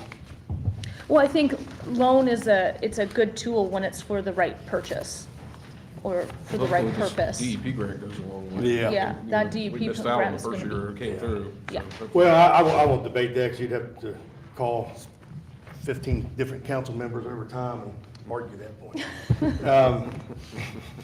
Hey, we were the Leader. leader for the state of West Virginia until, I don't get you started, Jimmy. well, you know, it got really contentious in here because I called out the state of West Virginia. For what? Because they were penalizing us. Everybody in the state was following our lead, but yet they were criticizing and punishing us as a city. Was that for tearing down homes for demolition? All kinds of things. Yeah, yeah. I mean, we were the subject of the whole state. Everybody was calling, wanting to know how we were doing this and everything. And why did the state have a problem with you guys demoing houses? What was it, Martin? That's not being a dead horse. You're gonna get me fired up, my blood pressure's gonna go back up. Yours are already red, so. Yeah. We look at it and, you know, looking back in hindsight, you know, we've torn down a lot of houses around here, but what have we done with the property? But we don't own the property. You don't own property. You know, so the owners still own the property. Well, probably it's on the state tax roll or the county, and what we were doing, well, I guess we're going down the road. But We all knew we were going. You tried to get around it, but no. So Kim would go over, she would purchase properties that were, I'm gonna say, of value, and we would turn around and attempt to sell those properties of value to either the neighbors, but through a public bid process. And then that money would go towards the debt service to pay off the demolition loans. So that'll now fall under the land reuse. That's the intent. That's some of we have our first land bank meeting on the 22nd at 9:30. So we have a whole bunch of items to discuss on how we want to move forward. There's the tax sale. The auditor set it for sometime in March as well. So I have told council before, we're identifying those properties. But some of the demo properties, the public, whoever owns it doesn't want to keep it. It's a liability to them. But we just never had a way to take over the property historically. But if you have 2 or 3 lots in a row where the houses have been demoed, that's a great opportunity for redevelopment. And with the land bank, we can now utilize that to move some of these projects forward. Wayne, that's what you have been talking about around the council table that I've heard for months, and that's what that land bank will accomplish. Back to this debt service thing, so document, so I'm looking here, November of 2024 is when the guaranteed energy savings or community bank, that's when that debt is gone. That's when it's paid off. And then we have the 2019 URA, the demo loan there of $92,000, June 24, that's gone. So we're looking at about $200,000. And then next year, the City Hall construction loan, which is roughly about $250,000 a year, that's going to be paid off too. My question is, do you have any plans right now to put anything else, to have any debt services in the near future? Fire. Okay, and how much do you think that's gonna be? So there needs to be, and I'm working on this with the fire chief actually, there needs to be a plan to put in place for a replacement of fire trucks. I am not a fan of a lease program. If you're gonna pay, there's about $10,000 to $15,000 a year difference on a payment between a lease and a purchase, and at the end of a purchase, you own the asset. So I am not a fan of a lease. I'd like a purchase program. And because of the geography of Clarksburg, not a lot of mileage is put on the truck, and credit to the staff, we maintain our vehicles really well. So we can extend past a 10-year lifespan on a fire truck in the city. So we're looking at a purchase plan, and then we will keep that asset longer, maintain it, but continue those new fees that we're getting from that we're enacting or using our ordinance that we have. When it goes into that fund, that's one of the places I want to pull that money from to pay those payments. Pay debt service on this? Yeah, Okay. like a portion might come from here, but I'm really working hard to find additional revenue streams to fund some of those purchases. Sat down with directors quite a bit to say, what can we do to get some more revenue into the city to pay for this? There needs to be a plan for that type of equipment, for fire in particular. Because to have a rescue truck broken, because I don't know the term, is it the engine doesn't work? I'm sorry, Chief Steve. That's not ideal, that we're making do with another piece of equipment, which is great that that's what they're doing. But the problem is right now, it's 2 to 3 years out when you order that piece of equipment. So we're gonna order a fire truck this year, but it's not gonna be here for a minimum of 24 months. Then we need to be proactive in making sure we get that equipment when we need it. So my question is this, because we have a ladder truck, okay? So that was a $1.4 million loan. We pay about $153,000 a year on that for 10 years. There's a pretty good interest rate on that. I think it was like 1.75, 1.72%, which was really fantastic. My question is, are this rescue truck and maybe this other fire truck, I mean, are the costs of that equipment going to be less than this ladder truck? Yes, a ladder truck is one of the most expensive pieces of equipment you can buy for a fire station or a fire service. So, the rescue truck, how much money is actually allocated right now toward the rescue truck?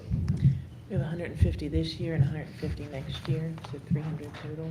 Okay, and So, I would say, can we not use some of the opioid funds to cover the cost of that? No, I don't believe so. I'm talking to the state auditor's office, and I wouldn't recommend council to use opioid funds for that. I believe with the revenue we're bringing in, it's not advantageous for us to use that opioid funding, whether we pay it upfront through a chunk of opioid funding or pay it monthly with an annual bill. It doesn't get the truck here any faster. So there's just no purpose in that. The problem is when you don't have a plan, an equipment replacement plan. If you wait until the end of life for a vehicle, in specifically fire, and you haven't ordered it in advance, then you're in the exact situation that we're in now, where we just don't have the equipment, and we have to wait 24 to 36 months for it to get here. That's the problem. Have we ordered the rescue truck? It's in this year's budget. I can't go and order it. Unless maybe we can do it in a budget revision, even though it's intended for next year's budget, so we can order earlier. I think that might be a possibility. That's something I'll talk to finance about and bring it back to council, because I think both of those pieces of equipment, the fire truck and rescue truck, need to be ordered right away. The faster I can order it, through the proper channels, of course, RFP, getting your bids in, but the faster we can get that ordered, the faster it can get to Clarksburg. I agree with that. Yeah, I don't disagree with that, but that should have been ordered. Oh, But yeah. I think what I want clarification on, do we currently have any leases now? No. Okay, all right, No. you said you'd rather, I mean. It's been, I've had discussions with the fire chief, and he brought up leasing. I'm not a fan of leasing. No, I'm not It's either. expensive to the tax base, and you own nothing when it's done. But we will continue with debt service? Yes, we will. Not buying outright? Yes. Okay, all right, I agree with that. We do have a lease for our body cameras that next year we pay off, but that comes out of the finance for it, doesn't come out of general fund. But well, large equipment. Yeah, there's Yeah, no, okay, there's, yeah, it should be $30,000 that. a year. yeah, we don't participate in any Yeah. large equipment like in a lease program. Correct. I had a couple questions about the narrative that I'm looking at. The first one is the oil and gas severance tax. There was recently an article in the Exponent regarding how down they were. And I know, I told Tiffany that I felt the budget was in some places very ambitious. I'm curious, is, bumping the oil and gas severance tax up so much, is that a good idea with that shortfall? I mean, it's like $37 million shortfall they're saying. I'm just curious if, maybe we need to be a little bit more conservative on that. I'll let you guys, Okay, we'll star that, take a look at that. The 80 to 100? No, it's the second bullet point yeah, the narrative, I'm sorry. in the Yeah, narrative. what's this 80,000 to 100,000? That's what you're worried about? This year, we'd already received 164,000, that's kind of what I was looking at. But, I mean, from my understanding from the article, I mean, that's gonna be delayed, and, we're gonna be Okay, I'll just. seeing that in the research future, I guess, is how they dole that out. I have some screenshots, I can send them to you from the article, but you can find out Exponent. The other question I had was about the last bullet point in the revenues, about the interest rates. Is that something that was just overlooked? Is it something that got changed? I mean, how does it go from $500 to $70,000 in, interest? It was, And, I mean, if continue, I'm sorry, I didn't want to. That's okay. We are currently with MVB Bank, and when the tax rate, or the rates went down, our rates lowered on our accounts down to 0.05. Mm-hmm. And it was that way for a few years, and we told them they needed to go higher, they needed to get increased, and they were able to increase it to 4.49. Okay. But we are about due also to go out to bid and look at other banks again, so. I mean, I was just curious of how crazy the Right. disparity was. I mean, going from the $500 to $70,000 seems like a pretty big windfall. And is that locked in, that rate? Or is it It's something- variable. It's variable, right? So this is something that's gonna change all Right. the time, yeah. That's why we need to go out for bid again. Yeah, okay. And I guess the last question I had is, I guess for Johnny. It says in here that the carryover from the paving,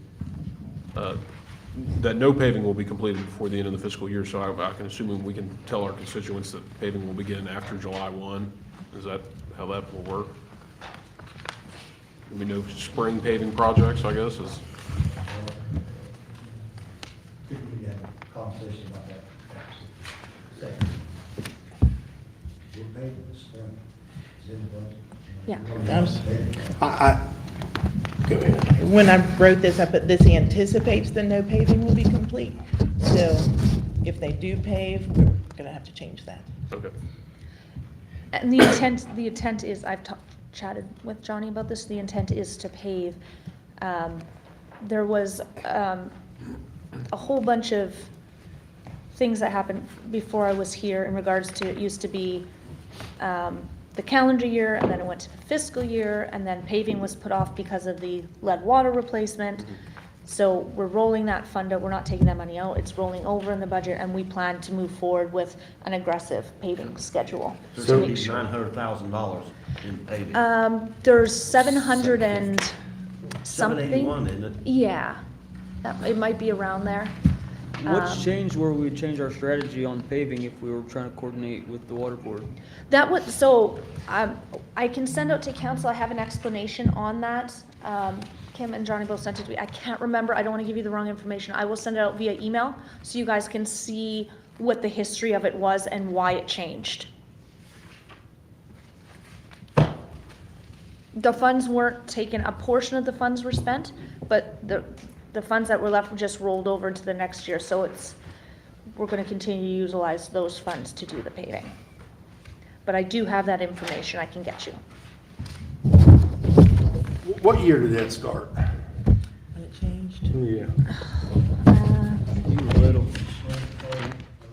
Let me see. Of this past year, or this year? When do we switch to Last spring? No. They're, Calendar year, fiscal year. no, Spring to fall, what is it? fall to spring. No, mind. I think We're almost there. we're all A couple more getting guesses, we'll get it.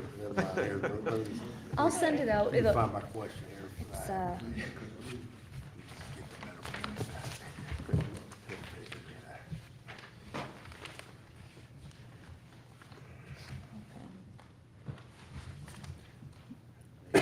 So the total amount in there now was what, 805. 805. Is that number going down or staying the same or going up? Well, that's because we have carryover money. So we were carrying it in, Next fiscal year, this fiscal year. right. So you did not pave last fiscal year? and it's being carried over, yeah. So how much was budgeted last fiscal year? 450. Okay. But You don't do 750 anymore, or you did in the past? the fiscal year we went over. It was what? That money, we went over budget one fiscal year. Some of that money was used up on over budget. Johnny, can you find that email you sent to me? Because it's all laid out in there. Switched over to 2019, that's when we started paying. Maybe I'm confusing you. Kim pointed out I'm probably confusing. So that was in the fund, but then I'm adding TIF in with that when I'm saying 750. Yeah. But you didn't do any TIF, any paving whatsoever, so. Not last. So the TIF fund carried over as well? Well, the funds were still It there. was in chip money set aside, we never went that far to get. Right, it. we're not gonna set those aside. Did we budget for TIF funds? No, we don't budget anything for the TIF, it's kind of like rainy day. That was when they went over, right? One year they went over by 200 and something $1,000. And where? A paving project. In TIF or general? We use some of the TIF I money. think they used TIF money for Well, that. no, it was a combination of both. Yes, but the overage, But what happened, council decided to go ahead and pave more because more streets came up. Because I think on that 20-year plan, we had to catch back up to where the cost, but I don't know what year that was. But I think we always used a joint, We usually budget 420, 450,000, somewhere in that range, in general fund. General fund. section, and Yeah. levy. Levy. Okay. And then once we use that paving, okay, then we go back to and pick up the TIF streets. correct. And then I come back and ask, can we get TIF funding to fund those streets? Okay, and that's deducted from the 450,000 plus the levy, then we add streets back in. Back into that fund. The 450,000. Correct. that was busted in the levy. So I guess what I'm asking is, are we, I want 750 plus the 8 that we already have in there. So I think we need to get back on track utilizing both funds out of the 20-year paving plan. Anything in the TIF, put in the TIF, and then to 300,000, and then anything out of the general fund levy comes out for the other streets outside the TIF. That's all we Is the TIF fund in there? No. no. 2019 was the fall. I have your email, Johnny. Can I read it out? Yeah. Okay. Up until 2019, we paved in the fall of the year after budget was approved for the upcoming fiscal year. In 2019, after the election of 2019, there was confusion with the change in administration. By the time it was settled, it was early November, which was too late in the year to start paving. It was decided by council and the current interim city manager, along with me, to wait for the spring of 2020. This would still take place in the same fiscal year of 1920. In 2021 fiscal year, again, we decided to wait to pave in the early spring of 2021, but still in the fiscal year. Keep in mind, this fell right in the height of COVID. Due to circumstances beyond our control, paving started late in the fiscal year of 2020-21. In the fiscal year 21-22, we paved in the spring of 2022 within the current fiscal year. Before the paving project of fiscal year 22-23, the water board was in the midst of the lead water line issue. There was discussions among council as to whether we would try to pave until we knew the scope of their project. These discussions continued on and off through the departure of a city manager and the 2 interim city managers and what happened during the election time. About the time the city manager issue was resolved, the election happened in June of 2023. We finally received confirmation on the scope of the water board project, and it was too late for paving in the fiscal year 22-23.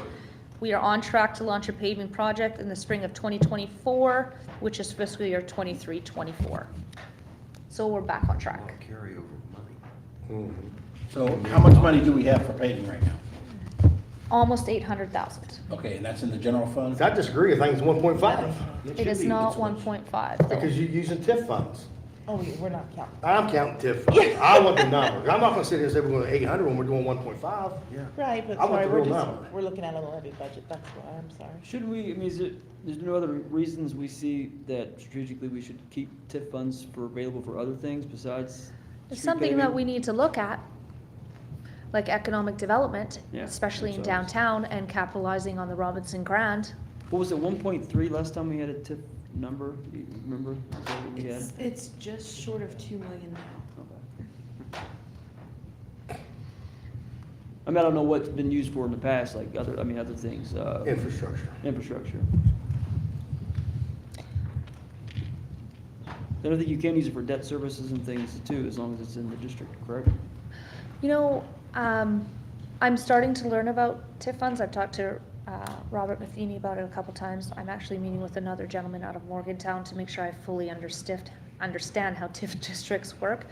I'm just a little hesitant to say exactly if they can be used for debt servicing. We are a pay-as-you-go TIF. We are not a debt service TIF. Okay. Well, I know maybe you want to reach out to Wheeling too, because I know they created a new TIF district and combined two, which increased their, revenue. So, I mean, Wheeling would be a great example. That was here recently. Okay. They used it to help get a new Was hotel that a and sales things. tax tip that they had in Triadelphia up there? I'm not sure. I'm not I sure. think ours, like Mark said, ours is a little different, ours is pay as you go. Other questions from council? Yeah, I had a question here on, this is, I guess, on the revised one on page 23, that you gave us at the council meeting. I'm still confused here. It says personnel, that's all it has. That's human resources. Okay, thank you. I'd Well, say, I had the same question. I messaged her earlier, I said, Yeah. who's personnel? I was wondering that And I too. asked, next time we do the next revision, it will say personnel human resources. Okay, thank you. Yeah, for That's clarification. It would say what? Human resources. Oh. That's what it's gonna be changed to. Yeah. It all made sense to me once you said it. I was like, well, that makes absolute sense. But, It's all coming together. yeah.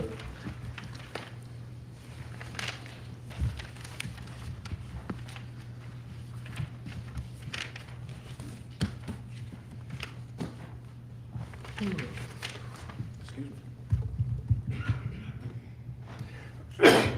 So in the city manager budget,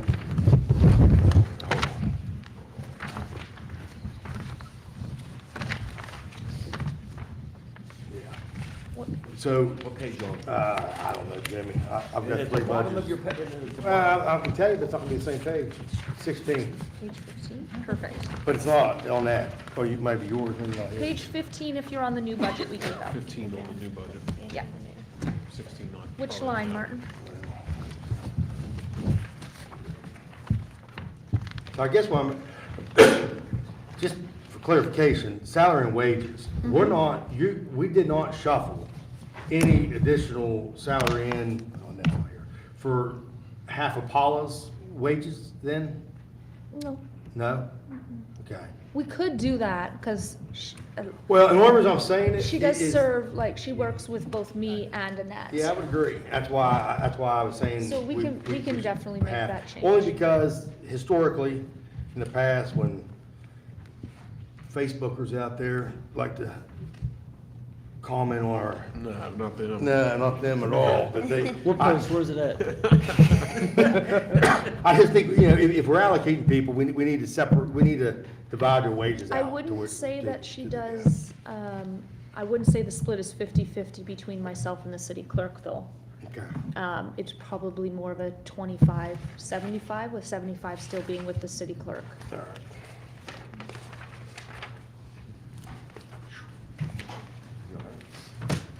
That's not for me. I had a question on the previous page under city council. Yes? Office supply, it's very small, so I was just kind of curious. Yeah. For office supplies, I mean, what is that, since we don't have offices? Probably, Oh, I got one. I won't speak for Okay. anybody. I was just gonna say like printouts and stuff like that. Printouts I and mean, things, that's is that what I would assume. what, kind of what that is? Okay. Just wanted to make sure I wasn't missing anything.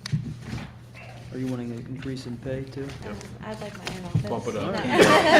No. 120% Just kidding. increase. No, I think there's space in office there. supplies for council.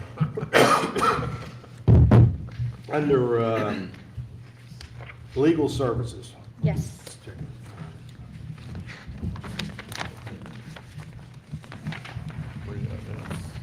Legal services, I will. Page 20. Page 20 Page of 20 the of new that. budget. Thank you. I don't know what budget you're following. Yes, which line?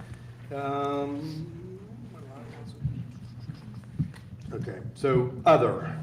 Other. Yep. Their legal fees. Other, 20. Mm-hmm. So what's the 20 for? Other legal fees would be, if the area that we needed for legal fees really wasn't in the wheelhouse of the city attorney.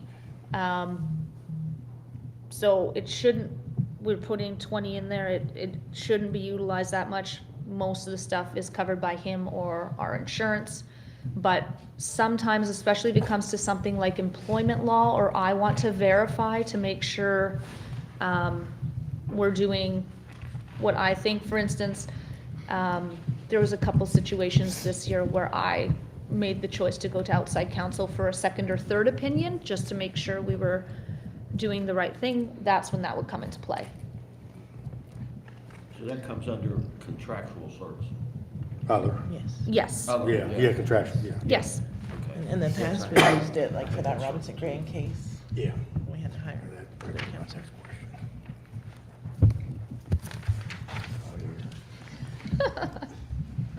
Well, I won't skip ahead, 'cause I'll get confused. How many personnel now on code? 1, 2, 3 inspectors, 1 to make that myself. City engineer was in my budget, but he'll be moved. How many was that? I 3 couldn't. inspectors, 1 clerk, myself, and the city engineer, they'll be replaced. We need a animal control combination. Yeah, yeah, okay. So you have 5 then, right? 3 inspectors, 1 tech, and you? And we're adding a 6th? Well, we just lost one. One just lost. We just lost the animal control guy. Well, I was talking code. That's in code. I know, but I'm saying we're adding another code. I just want to make it Oh. clear, because Yeah, sorry. going on my questions. Yeah, his salary's in that budget. Yeah. So he's right about that. Okay. And then, so the or the full-time engineer that I think council approved, did we ever set the salary for that? We did. We talked about that when we, Did we set the salary by ordinance? Did we set it? We have to set the salary. no, we didn't set the salary by ordinance. Okay, if it's a new position, we need to set the salaries. So I would get that on the agenda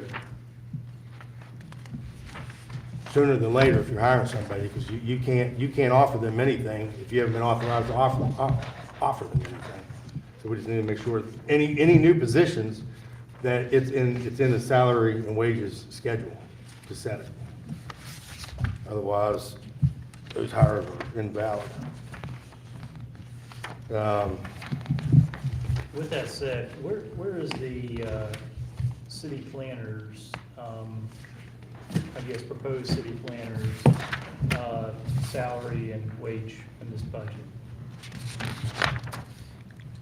Should be page 13.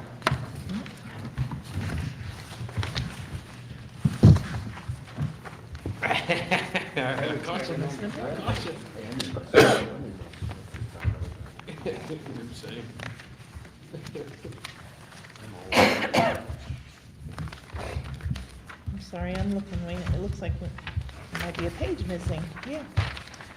On the original one, page 7, under economic development. Well, in the one you provided us by email, that's page 9. And it's actually a question I had. Oh, So who all yes, I'm falls under sorry. economic development? Because we're budgeted, Wayne, 233. So I would assume that's more than, That's more than just an economic development. It's the yeah. grant writer, Grant writer? the planner, and the economic development director. The 3 of those. Almost 80,000 apiece a year. Well, so again, I So think that's the a new salary and position. wages, that planner's salary needs to be approved as well. I don't think it has. There's 2 for you. And then, speaking of the planner, what caught my attention on page 9, under contractual services, what is on-call planning services for another 35,000? We getting a planner and a half? Can you repeat that page number? 9. Page 9. Oh, okay.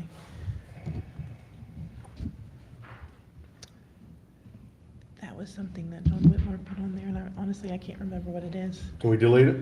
We probably can. I Delete don't it. know. We'll look into it and Okay. we'll, I don't know what he I would have. can't remember what Did we it just is. He delete? explained it at one time. On-call planning planner. services. Unless you want Is a that planner and a old? half. It's old from John. That's old. Yeah. Okay. And then, others dues and subscriptions. I don't know what all those dues and subscriptions are for, if it's for 1, for 3, or what it is, but that's 15,000. We'll be doing a lot of reading in there. I will check. I think that also stemmed from John, John? so I'll check. It probably can go as well. And then check the education meeting registration fees for 11/6. I apologize. I probably put those in there and That's meant all to go right. back. No, I'm just pulling out numbers that I think we need to No, take a yeah. look at, because you're gonna need the money later on tomorrow when you're going back through it. Mhm. You said the education fees for 11/6? Yeah, Or is that billboard and advertising? yeah, I got that circled. That's billboard and billboard advertising. Oh, I'm sorry, that's what I have circled. Billboard advertising. 11/6. I like to know where you're getting I- a billboard for $2,000, I'll take a couple. Well, the billboard's 11/6, my apologies, but that's one I had circled. Do we Travel currently use expenses, billboards? too. For 11/6? We've never used a billboard. No, but, One good one. that line Paid for it. may need to change because I wonder if John was using that for, advertising purposes or marketing materials. And it was just, labeled incorrectly because there was, he told me there was a budget line for that, so I'm assuming that's what that is, but I'll confirm. And did we hire somebody yet for economic development? I have, so I went not permanently. What I've done is I went to a number of different companies looking for someone on contract, and I've gone with a company on a monthly basis to help with economic development. I'm just not sure what the best avenue for the city is in regards to economic development. I don't want to be Well, I would- don't want to be rude, I but, would- yeah. Only thing, in my opinion, and the other 6 have their own, I don't think we should contract one bit. I think you're not gonna get, they're gonna charge you an absorbent amount of money. You're not gonna get your bang for your buck for somebody who's contracted out for economic development. They're not gonna know the city in and out. And I'm gonna point back to you like I've done several times to you. Well, I actually, the company I'm working with, it's $3,500 a month, and he's been with us a week, and we have a doctor who's looking to move into downtown and bring a practice. So far, in the short span of time, it's been a week and a half, it looks promising. I'm on a month-to-month contract. I can cancel with 30 days without a penalty. To me, the return on investment on that could be a lot higher than having somebody in the seat who gets complacent and doesn't bring new business into the city or maintain the existing businesses we have. It costs a lot less than hiring somebody, and I'm looking to keep this contract going to see what happens in the next 3 to 6 months and see if there is a lot of return on investment for that monthly fee. I think it could work very well for the city, but time will tell. But I think it's a small investment to make to try to increase our economic development in Clarksburg. So, work from home, I'm sorry. He has an office. He's already driven into Clarksburg once. He'll drive whenever I ask him to. He lives in Charleston. We paying travel? No, we are not paying travel. We'll see what happens. Then what I would recommend is lowering that salary wages, take out John Whitmore's salary and put contractual services and put that $3,500 in there a month. I would prefer not to do that yet. I would, just telling you, because if that's where we're headed, I think we need to have the budget to reflect that. Otherwise, we've got a contractual person that's not budgeted. Right, but if that doesn't work out once we're into the budget, I don't want to have to come back to council. And do a budget revision? I would rather have that, and then next budget year, if it works out, then we can look at that. But for now, I'd like to keep it in the budget.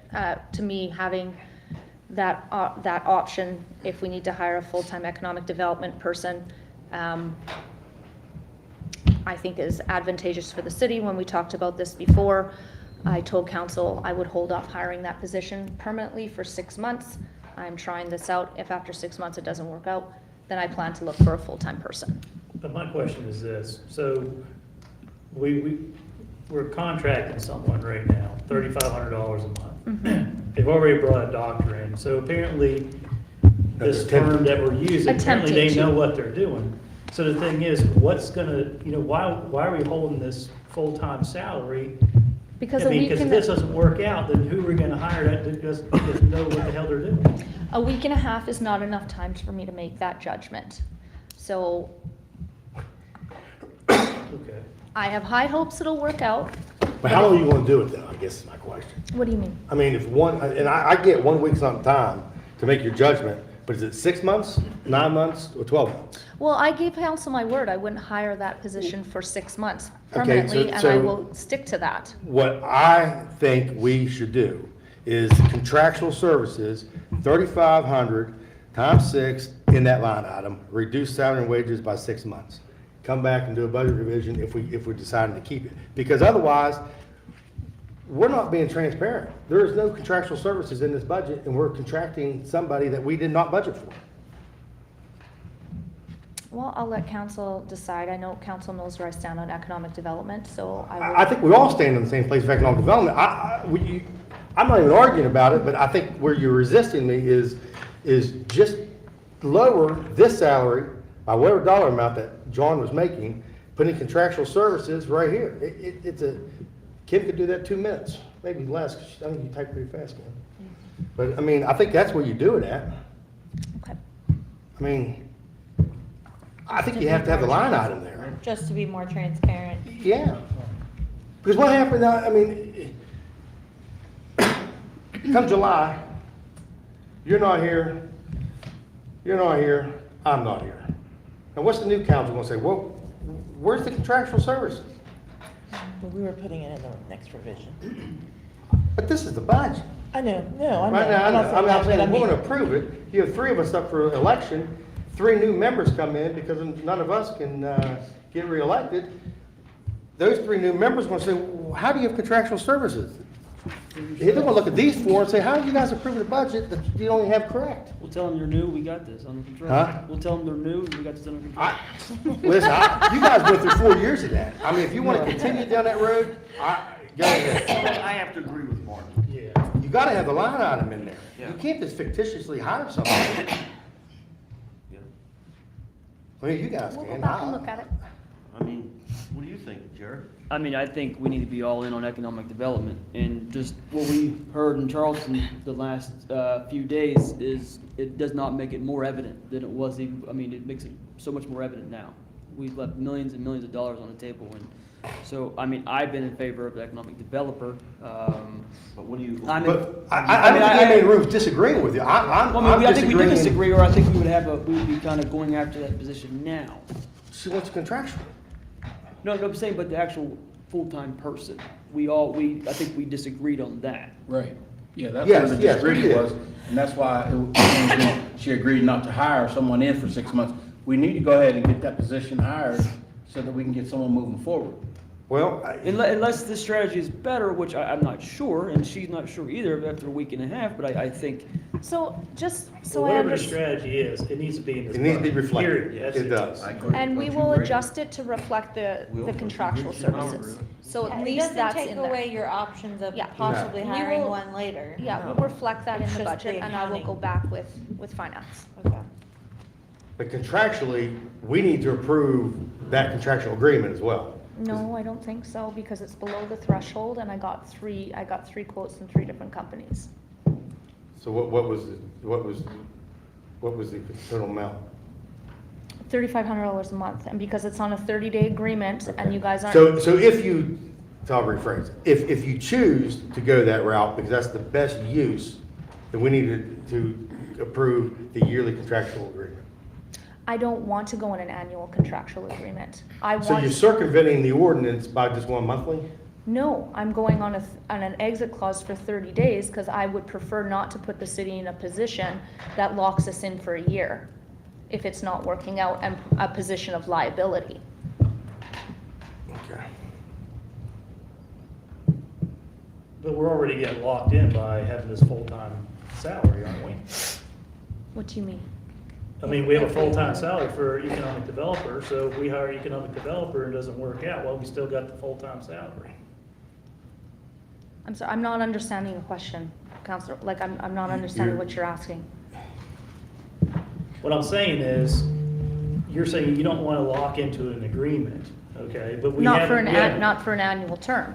Right, but we already have an economic developer budgeted, okay? Right. So if you hire an economic developer full-time, Right. then we're already locked into that. Yes. But I'm not doing that right now. Okay. I told council I will not do that for 6 months, and I'm not going to go back on what I said to council. All right, just to move it along then.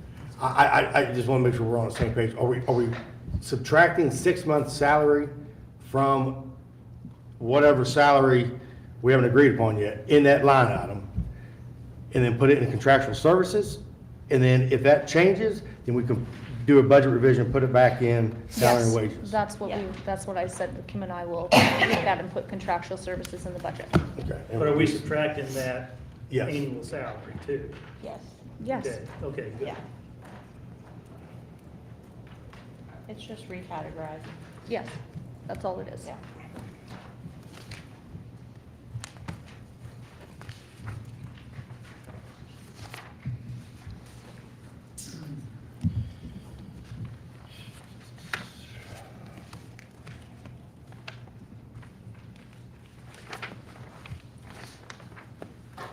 is there any room for increasing the ability for land addition?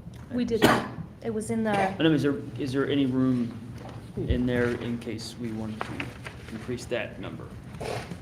I'm not sure, but I believe, I think it would be pretty tight, but by the number we put in there, if we bought land or a building somewhere, we could go on a term loan, and we could make that loan work within the amount that we have budgeted in that line. So we're budgeting under the Land Reuse Agency Property Acquisition Funding, approved last year was 40,000, we're upping that to 161. Yes. And why was the URA facade grant program, 100,000? I think that's too much. Page 10, under, We went from 40 to 50, right, last time, if I remember correctly. It's actually 125 right now. Yeah, there was a revision. So there's actually 3 programs under the URA, and that's where that number comes from. There's not a lot of participation in 2 of them. I can't remember the exact names. Right now, the one that's most utilized is that facade grant, but you know how we had those other 2 programs and we moved money into the facade grant to cover the deficit because we had too many applications. All 3 of those make up that number. so it went from 125 To 100. down to 100. Yeah. Okay. So how much is the budget for facade then?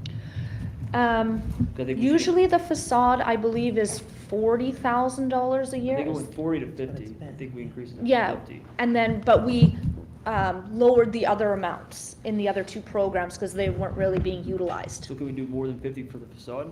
I think it's. We can change the formula in there to increase the facade grant and look at, the other 2 is actually something I wanted to look at the committee with, because the intent of the URA is to beautify downtown, I guess, or redevelop these old buildings. And perhaps expanding that program may be the best avenue for the city, for people to utilize that funding and to upgrade those buildings or enhance those buildings. So was the historic structure repair fund, is that one of the ones that? Wasn't used. Why- I think Why it- not? I There's a lot think of it's buildings. because any repairs to a historic structure are so high that that really doesn't have an impact. They moved it. Okay. One thing I have is the sidewalk program. I found it later. I think it needs to be changed. I think there's some things that we can make better on it, just a few things, but, I mean, it says 35,000, I mean, I guess we haven't really made the changes to the program yet, but I think there's problems with the program now. There as is it a problem with the program now. Nobody's utilizing it, are they? That's one thing. Well, last year, I didn't hear a word about it. Oh, yeah, we had it last year. We may have had it, but nobody knows about it. Well, I think it's didn't hear a word finding the about it. contractors to do it. What's that? It's, the biggest, one big issue is that we can't control is finding the contractors Well, to the do guy it. that used to do a lot of sidewalks, I think he rolled back a lot. Yeah. And that people are having trouble with that. And then sometimes when the curbs are done and you see the finished product, it's not great, unfortunately.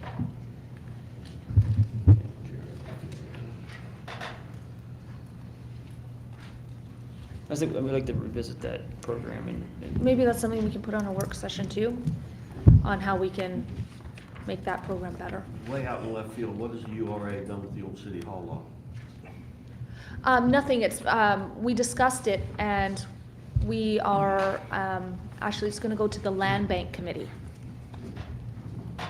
and be put into there and then decide on how to put it out to the public to do something with that lot. Okay. why would you bring that up? Huh? Why would you bring that up? Left field. All right, yeah, I'll give them 40,000 cash for it. Hey, Page put it in the budget. 11, contributions match the, I'm sorry, my eyes are SS4A grant and contribution match. That's a total of $100,000. What is that? 75. The 75,000? It was 75 and then 25. No, that's a 2. That's 50 and 25. Oh, I'm sorry, excuse me. Those are the ones you're talking about though? Yes. Okay. Those are matches that I believe they came to council to be approved for grants Brittany has applied for. So we're just holding the money there, And waiting that- on approval. That's what I was, I sent out today, the Right, FEMA right. BRIC grant is in your email. Right. But usually one of the requirements for a grant is to demonstrate that you have the money for your match, whatever that percentage is. In the interest of public transparency, it needs to be in the budget of exactly where we're gonna get that money from. Are there any other funds sitting out there that are on match that are being held? I don't think so. So the ones for the trails is not being held anymore? That should be coming up pretty soon. So I haven't heard anything about that. That should be like March. That was approved, I think, the first week I was there, but the budget was done before that, so I don't think there was anything put in the budget if there was a match, or how much that would be. That's something that I'm doing going forward. So we can take a look at that if we need to It's do like that. 56,000 in the, I mean, it should be, we should know soon, like March. And we can battle it out. 56 was the match. I believe somewhere around there. Okay. You guys laughed over there. I mean, I hate to go back to this facade grant line item here. Yep. But is the plan, because it's still showing $100,000 proposed budget. Yep. I just don't want us to forget if we're gonna make different categories and stuff, that we at least change the language to be transparent on it. Because right now, it says facade grant program, $100,000. Maybe it should just say URA programs with an S. Can we just add the other two programs down? Historic and whatever the other one is, and put whatever that number in? So we know if they've used it or not? Yeah. I think that's what you're asking, right? Yeah. Break it out. I think the historic program could be completely taken out, because if it's not gonna be, we're not gonna have funds to really have that, actually have an impact. But that's not up to us, I guess, right? Yeah, it's up to you, your budget. I think it Fund is the URA. actually your decision. Okay. Because you could not fund the URA and then they just meet every month for no reason. So, Yeah, Jerry, if you want $100,000 going straight to facade, just say. Well, I mean, I think. I actually think it's a really good idea, and then we can do a huge communication campaign around it to get people involved in the program and the benefits of the program. I mean, I would like to revisit how it's ran, I mean, how it works exactly before I would be in favor of 100,000. Yeah, I will get they just amended the bylaws for the facade grant, so we'll get those sent out to everybody on council as well. Yet another page, Martin? Anybody else? Oh, I got bunches here. Page 16, 16. finance. Okay. How many people in the department, Cam? There are 9 of us now. We just hired How many? 9. 9. All right. So are you reducing? You're reducing the amount of employees you have? Because you're going from 529, you're going down 478. I will need to look at that because no, we're not reducing. I'm always looking out for you, Kim. Thank you, Mark. Very generous of you, Kim. But, And I have a question too, in regards to. the Same fin- page? Yeah. Okay. Well, I mean, it's not a line item, but, within your department, do you still have the, I guess, the fees, like the collector fees and stuff, or? The new position that we hired, we're no longer calling it account investigator position, so it's just gonna be, someone who helps with collections and does a lot of those jobs, but does a lot of other jobs, so it's an account clerk. But yes, one of their main goals will be collections.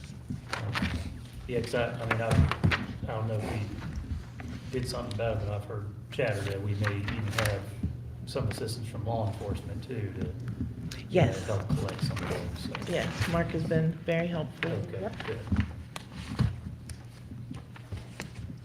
This is just a general question, because at some point in time, and I just see it on yours, but some other departments have it, some don't. Cell phones, is it sporadic now, which departments get them, don't get them? Which one's reimbursed, or how that's working? I don't believe anyone has a, Fire department. okay, fire and maybe public works. Everyone else just gets a reimbursement, a stipend. But that's, the stipend's out of there? Yes. Okay, so, okay, all right, thank you. Martin, want to take a break for a second? Yeah, well, you got Page one. 21. Don't ask me. Oh, me. Of the, I thought you meant in general. Yeah. Me and Will were excited. Will's going to sleep. which line? Page 21, part-time engineer, in 21-22, we budgeted 17,960, and approved budget for 23-24 is 62,250. What page are you on? 21. 21, I do not know why. I will have to look at that because, Say that again, because I took me a minute to get to the page. 21. Okay, In 21-22, we budgeted 17,960. okay, for part-time. Yeah, and then revised budget, Uh, and it's 62,250. Good catch, Jimmy. I like it. yeah, thank you. I So don't know so all why. this money that we're collecting that can go towards my statues for Statues. the survivor tree, correct? You guys, you gotta know, I'm gonna keep pounding that until I get it. Because Chief needs to have some bronze statues to look at. We're gonna make the firemen that look like him. Oh, my. Oh my, who said oh my? That's a long bronze. And you? You don't have a shiny head. Yeah, I mean, I saw that and couldn't figure out what it was. I don't know. But I will let you know. All right, Nice catch. thank you. While you're on that page, is, and I think we went over this one, I can't remember, the encode for, what's that going to do? Software for, His is an Encode. Encode is finance. Ashley's is, oh, I'm sorry, it just says new software. yeah, it's combines, Cloud from there. Cloud per minute, combines C-Click, Fix, and what's the other one we have now? Geoplan. GeoPlan. We don't have Geoplan anymore. They- sold that. Yeah. So this is the online, Yeah, it'll consolidate two systems that we're paying money out for now into one system. That way we don't have to pay 2 or 3 people for one program. Is the C-Click fix in there now? I don't see it. Not in the new budget, because it will be gone. We haven't paid them in the last couple of years? No, we have. That's interesting. I will check. I know we paid them. They may have been paid, I think they're paid out of IT for some reason. Or is that AccuPrint? No. No, I think they were paid out of IT because when I was going over their budget, I remember Is it seeing there? it. And what was the other one you said? GeoPlan. But that's not in there now. Now, I think that, Quick Fix was, Zeroed out. plus, so I don't know what it's called. Oh, I see it, okay. Paid out 70 plus. All right. Yeah, so that's paid out. So really, it's a good savings. So your GeoPlan was 12 grand and we're budgeting 15, that Yeah, includes C-Click. should save us All some right, money. thank you. Kim, last thing, page 31. I promise this is my last one. Under municipal building debt service, 250, 250,000. That's our final payment. Yeah, like if you look at the, Yeah, I'm just Yep. double checking, making sure. It in, gets paid off this year. no, November of '25. Yes, it'll be a little bit in next year's budget. Okay, all right. All right. I'm done, you guys, so. Back on page 10. New budget?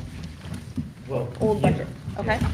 So, I know this is kind of, was a minuscule amount that was approved back in 23-24 for 10,000 for the on-track Main Street downtown events thing, but there's nothing budgeted for it. Whatever happened with that on-track program? We were denied, Really? and we asked for an explanation on why we were denied, and we were not given an explanation on why we were denied. I mean, it seems like it's, I mean, I understand it's kind of like, in the big scheme of things, seems minuscule, but. for I a think lot it'd of be those- great for downtown. Right, it would be, because a lot of the, I mean, it really has a adverse impact on not getting that on the First Friday folks, because they have no nonprofit now to be able to Right. to be able to leverage sponsorships to run First Fridays. John down had south. mentioned we had applied for it previously and were denied, and he thinks that might have contributed to why we were denied again, but again, we couldn't find out why I we think the were second time denied. I went through, maybe Uptown or something, they used a different organization to connect it, because First Friday doesn't have anything. Yeah, I mean, I think that some money should come from the, CVB budget I for think First you can Fridays. put a grant, and correct me if I'm wrong, but I think perhaps we could give specific grant money to the CVB to fund something like that, a small amount. Because I thought the CVB's mission was just to bring visitors, you know, and they Yes. got most of their allocation from the hotel motel tax. They get 50% from the hotel motel tax. But we can't, I don't believe we can directly, well, I don't know if we can give a grant. I don't think we can give a grant to First Fridays, but we could put that through the CVB to give a grant through First Fridays, because the case could be made that they are bringing people into the city. And it would fall within the CVB's board bylaws and stuff to Yeah, be able to. I'll confirm that, reallocate. but someone had suggested that might be a method for us to do that if we're interested, because we were denied on track, so we'll confirm that. I mean, it's not really like a whole lot of money. Council also needs to, I wanted council to hear the presentations from the people tonight who are requesting increases. Council needs to go through that list, and council needs to, if you want me to make a recommendation, I will do that, or does council want to discuss and decide what to fund, what not to fund in Should we regard? do that in executive session? I don't think it fits the rules of executive session. Well, some of them didn't show up, the ones that wanted huge increases, they didn't show up to speak on A that. couple of them could not come tonight. And they said they'd come to the next one. Some of them are pretty big, Yeah. and, yes, we will. So would like to hear from council. Did you want me to go back with directors and come up with a recommendation, or is that something council would like to come up with on their own and direct us? I think we should look at them. I mean, I think those that, especially one of the huge increases, should be bringing us a lot more information on plans, The 75,000. well, or the 40,000. Yes, so the 40,000, I asked him to ask them for a list of, specifically of the, I asked last week, we should be getting that. What are the renovations they actually want to do, so council can say, okay, we'll give you money for this renovation and this renovation. When the work is complete, we will cut you a check. And some of that money could come through the facade as well. Yes, Yeah, But but I we're don't think they've obligated to applied. them for, aren't we obligated to Walmore? No, We talking own about- Talking about the, talking about different things. Oh, I'm they sorry. they were talking about that house down on Main So, Street, it's down here. down there, yeah. I received an email that the LVA does not exist anymore, so we saved $500 there. What is it? Literacy volunteers. Yeah, I never knew what that was. Yeah, they were absorbed, they're United Way Direct Service. Other questions? Annette, didn't want to leave you out. Page 26, and the levy budget, I'm sorry, not, but the levy itself. We did the election, the last election was done in 2021, but it takes effect 22, 23. We do it, we pass it a year, we do it in case it fails, we get another year. 16 months, yeah. Yeah. So I guess, should we not be budgeting, or pass, or maybe it's not, but not 23, 24, it'd be 24, 25? 24, 25 in it, Kim. Yeah. Allowing that 16 months in case it fails? Okay, the last year of the levy is 25, 26. So 26, okay. All right. when would the election be? In We don't know. spring of 24? We don't know elections. So it should be, so we should have it budgeted for 24, 25. So we need to carry those numbers over there, or add something. That's still us, right? I'm confused on charter I changes don't know, anymore. is it still us or will it be the county? Well, we probably need to sit down and talk about that. I was Yeah. just about to ask you, Yeah. so. Because I would assume that ordinance didn't, because that's a separate didn't. election. Right. So I think that's something we run, or you run. Yeah. All right, so as long as that's budgeted, are you gonna add that in there then for the levy? I don't wanna take a chance of losing that.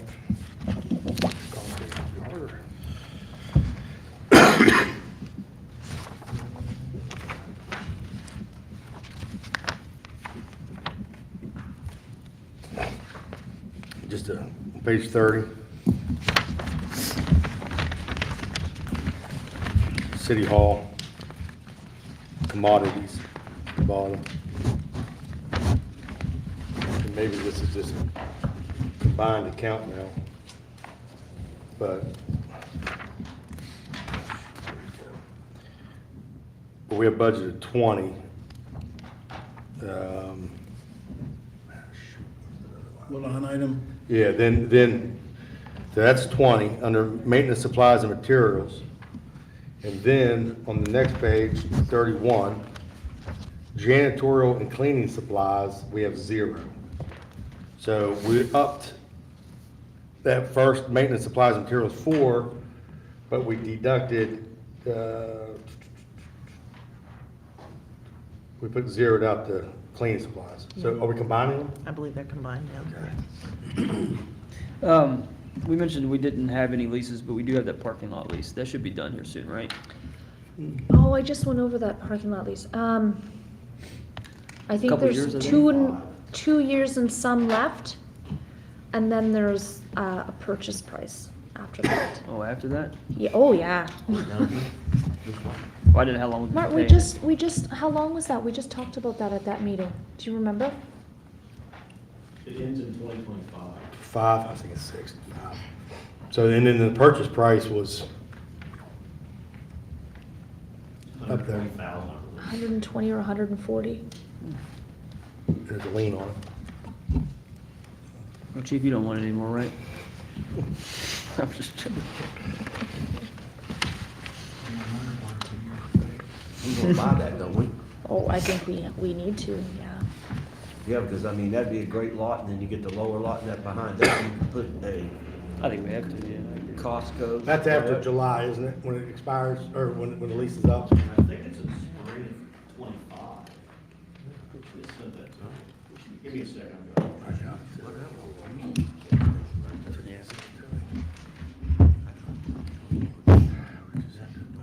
assume when it comes up, they'll do an appraisal on it to see what it's worth before. Yeah. Well, I think council, in the, I could be wrong, I better look this up, but I think when they did the agreement, they had the purchase price in it after the lease. They did.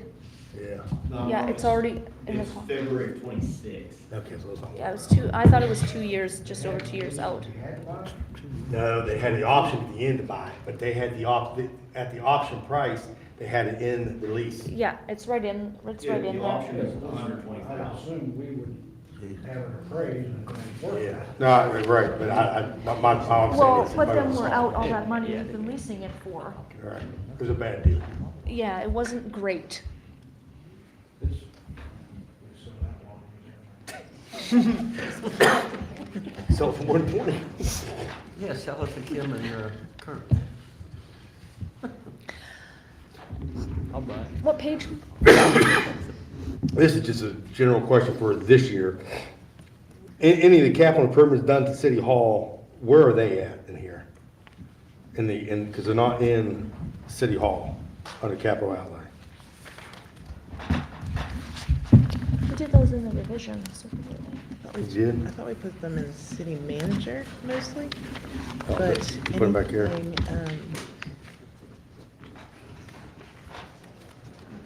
there we go.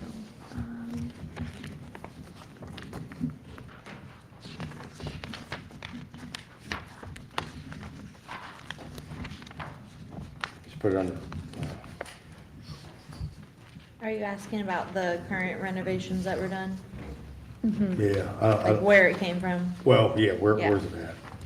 Where's it reflected at? Is it under office furniture? I believe so. Yeah, I believe that, because we Yeah, I didn't. believe it was under office furniture. Now, the paint and supplies and stuff were probably purchasing under Johnny's budget. Okay. Look under coal severance. Coal severance?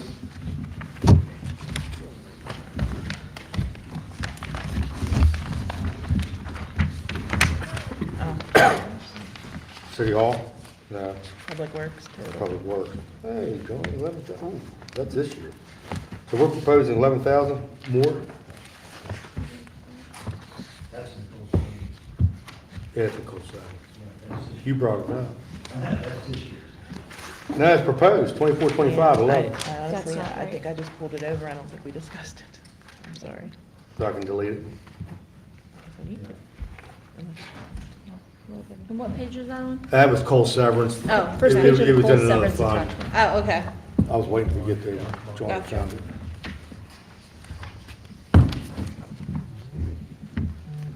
Oh, okay.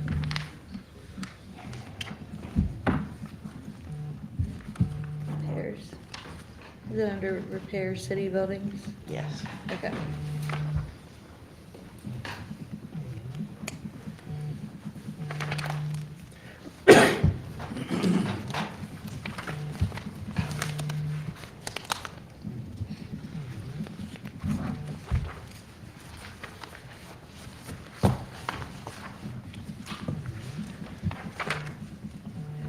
I'm looking for it, Ken, that stuck out and I can't find it now. General fund.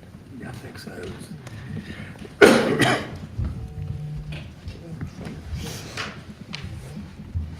What's the contributions to MPFRS on page 37? That's the new police and fire pensions. Oh, okay.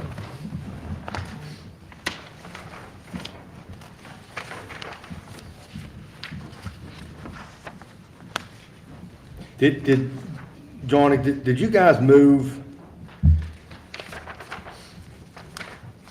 somebody from street to traffic? I mean, number wise?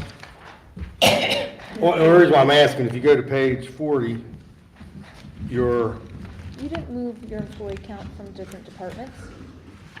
all right, then, yeah, because your salary decreased from the revision at 956, your approved budget's 922. The reason why I ask it, then, that's on page 40.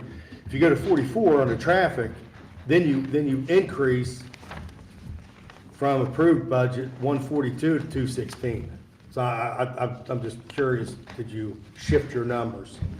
Shifted the payment formula on the traffic department. So, I mean, it's all general fund. Right. So I just want to make sure you weren't We didn't, decreasing. we didn't decrease staff. Okay. No. So, okay, the foreman now is coming out of the traffic. One is coming out of the traffic. Okay. Because the track, because, okay, thank you.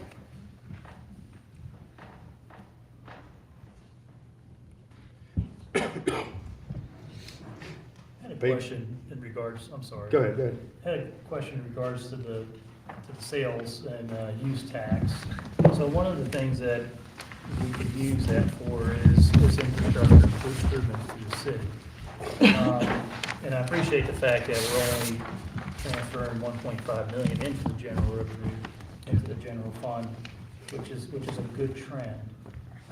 My concern is that we continue to have infrastructure emergencies that cost a lot of money. My question is this: can a sales use, tax, a 1% sales tax, could it be used to create like an escrow fund or something for infrastructure maintenance? Can't be sent. Oh, okay. Okay. Well, Just wondering. you can't mix the general fund and sanitary board, but the sales and use tax is a separate fund. So Right. you can't create an escrow because this is its own fund. Okay. But you can allocate budget-wise if you want to do something there. Because it's not a general fund and it's infrastructure. But what you shouldn't do is create, so if you create it for infrastructure improvements within Or the just like city. infrastructure maintenance. And something like that would be okay, but it can't be waste related, it can't be water related, because Okay. those have dedicated budgets. All right. And it's a fee for service, so those should be paid out of those budgets. I mean, the reason why I asked that, because our city engineer, it was probably, I don't know, about 8 months ago, was talking about the trunk line and how he recommended that it would be good to put about $250,000 a year away, just for that sort of infrastructure maintenance. Now, I don't know where that would come from, but I'm looking at this, this 1% sales tax, and it is say for infrastructure improvements, but I get what you all are saying, probably has to come from the sanitary board. So. I'm just really concerned about, our infrastructure. So. Right. Yeah. It is aging, so. And we've talked before about taking some century little funds on the escrow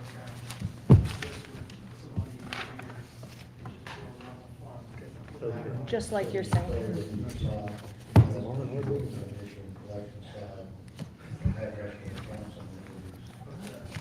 That idea that we started last year.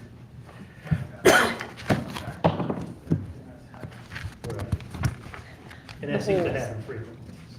The plan was is to start on the escrow fund. Gotta get there if you don't do it first. Well, thanks for the clarification on all that. So.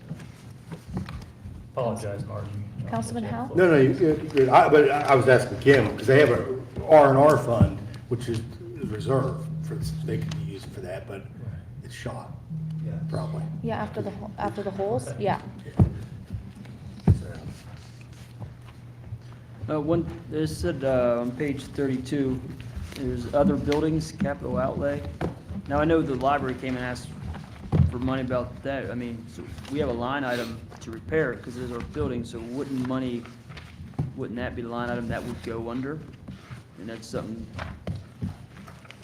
I know we have something like $1,000, but that's not.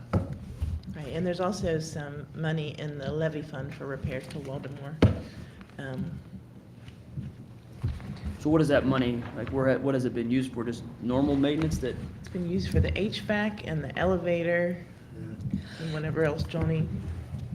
And I, like, something like this that they're asking for the Waldemar, that is something that I've identified as, we need to go see if there's grants for that. Because when I was reading through the congressional spending applications, what people were asking for that's on the list to be approved, it's a huge range. Like I read one where they were doing a library upgrade, and that was in the application for the congressional spending. So I have to take a closer look at that, and that's why I've starred some of these in the budget to see if there's grant funding for them, or potentially grant funding for them. I got an idea for that. Statues? No. No, I would do this before I did the statutes. I think we need a substation at East Point. So, I've not the talked to fire chief I've had, not talked to chief about it, but I've talked to the past chiefs. Yeah. And when that thing's got a lumber 50 to get to East Point, the fire chief that's and I minutes.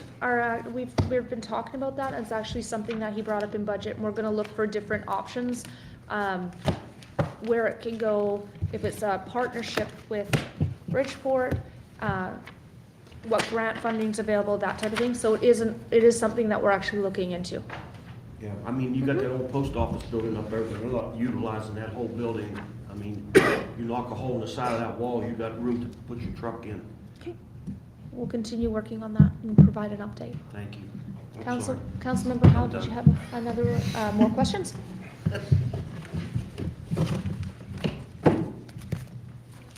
Did, can't find.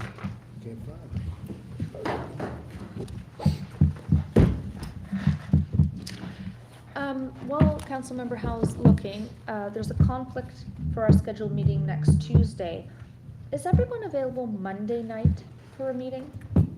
Because our options next week are Monday or Friday. Tuesday, Wednesday, Thursday are out because there's conflicts that I mean, exist. Tuesday's good. I'm out Tuesday, but you have it, don't hold up on me. Okay, well, I mean, Maybe We could do it you'd rather not Tuesday. have me here. We could do it Tuesday earlier in the day. What time? Well, We could, I've got an I don't think we can do it Monday if we MRI want to touch scheduled it. at 7 o'clock. we could do so 4 o'clock on I have- Tuesday I if can't. everyone's available Been at months 4 to get o'clock. that thing done. Not gonna work? What about Monday at 6? We don't have time to notice it. Oh, we don't have time to notice that. Anybody want to hang out on a Friday night, or? Nope. But you're feeding us. Martin, you won't do it. Can you guys make, You be in section. would an hour be enough, like if we did Section's Tuesday at 5? Tuesday? Or anytime Tuesday during the day, could you guys make No, work? yeah. Lunch hour? I can do Tuesday early, I cannot do Tuesday evening. Tuesday evening, can't do Tuesday early. Oh, boy. Rock, paper, scissors, move around. You said you can't do Tuesday evening? What about, John, no would you, John. are you gonna be okay by Thursday night? What about Thursday night? The 22nd? Yeah. Yeah, you don't know. I mean, if that's the only time you have available, do it. We have to have something next week, and that's, if everybody can't do Monday, because, well, there's not enough time, Tuesday's off the table, Wednesday, the mayor can't attend at all due to a health issue. No one wants to hang out on a Friday night, Thursday night is the only day left. The 22nd? Mm-hmm. Am I crazy? I mean, I got some on the calendar already for city council work session at 5:30 on my calendar, but. That's when it was originally scheduled. Oh, okay. And Good thing we- you kept it. So if That works for everyone, me. Wayne, can you make I would've Thursday showed work? up. Nobody's been Can you here. make next Thursday work? Yeah. Okay, we'll send it. Evening? Yeah, at 6. Thursday? What time? 6? Not earlier? Does Would anybody, everybody, would anybody rather have it earlier? Yeah. 5? Yeah. I gotta come Four? to Fairmont. Four? I gotta come Chief to wants Fairmont. 4. Okay. Mark can't make it unless it's, it has to be at 6 for Mark to make it down from Fairmont. From where? Fairmont. Okay, brother. 6? 6 We it accommodate. is. Okay, did you find your questions, I did. Councilman? Okay. Kim, it has nothing to do with this year's budget or last year's, but 2020, 21. I'm curious, because Living in the past. Well, no, I mean, I like to have historical data in my tip, but sometimes I get real confused what's happening. Don't worry about 2018, but 2019. Well, under the rainy day, 2020, 21. Oh, my. For what? Under Rainy the day. rainy day, it's an Rainy day. attachment further back. Okay, yeah. So 2020, 21 on page 2 of 2. Property tax, Robertson Grant, why is any money spent out of there for that? Where is that at? 2, rainy day fund, page 2, property tax. I guess because we had to pay the property taxes. We never had to pay it. Oh, yeah, we have our lawsuits. They lost. Right, but we had to pay it, Did they refund you? yes. Is it? Not the entire portion, What? I'm still arguing with that. What do you mean? I don't have the entire refund yet. Was that the county? Yes. The ca- So, are we getting, I would send them a letter tomorrow telling you want interest on the unpaid balance, because they were wrong to even ask for that money. And we were wrong to pay them money. So explain to me that, explain to know- me this, because it's before my time. Yes, Yeah, 2021. they were charging property taxes Sorry, on they Robinson did Grand because they did not think that it was tax exempt. So our attorney advised us to pay them before they went delinquent, knowing we would get the money back. How much are they owing us? About 100, I believe the difference. Sheree, I don't think Good we find, put Marty. back in rainy day. Because you never should have paid that. That stuck out like a sore thumb. And I thought we I were mean, told Martin to. gets it for one of his pet projects, not you. Oh, yeah, no, we're getting that. Who advised us to Call pay? it, call it a night. Going from here? At this point. Hey. Wayne's mine. Is it in the budget? Yes. What would the interest be? I'd charge them 6.5%, 7%. That's what the interest rate is. Well, at least 5. 6.5, 7 for government entity. Good find there, Martin. Do 5.5, they pay for our election. There you go. Why, Anybody have anything else? why did the lawyer at that time advise us to pay that? If we were gonna get it back anyway, if that's what he said. They always advise people to pay them. I know, I never did either. Harder to But- get your money back. Right. Right?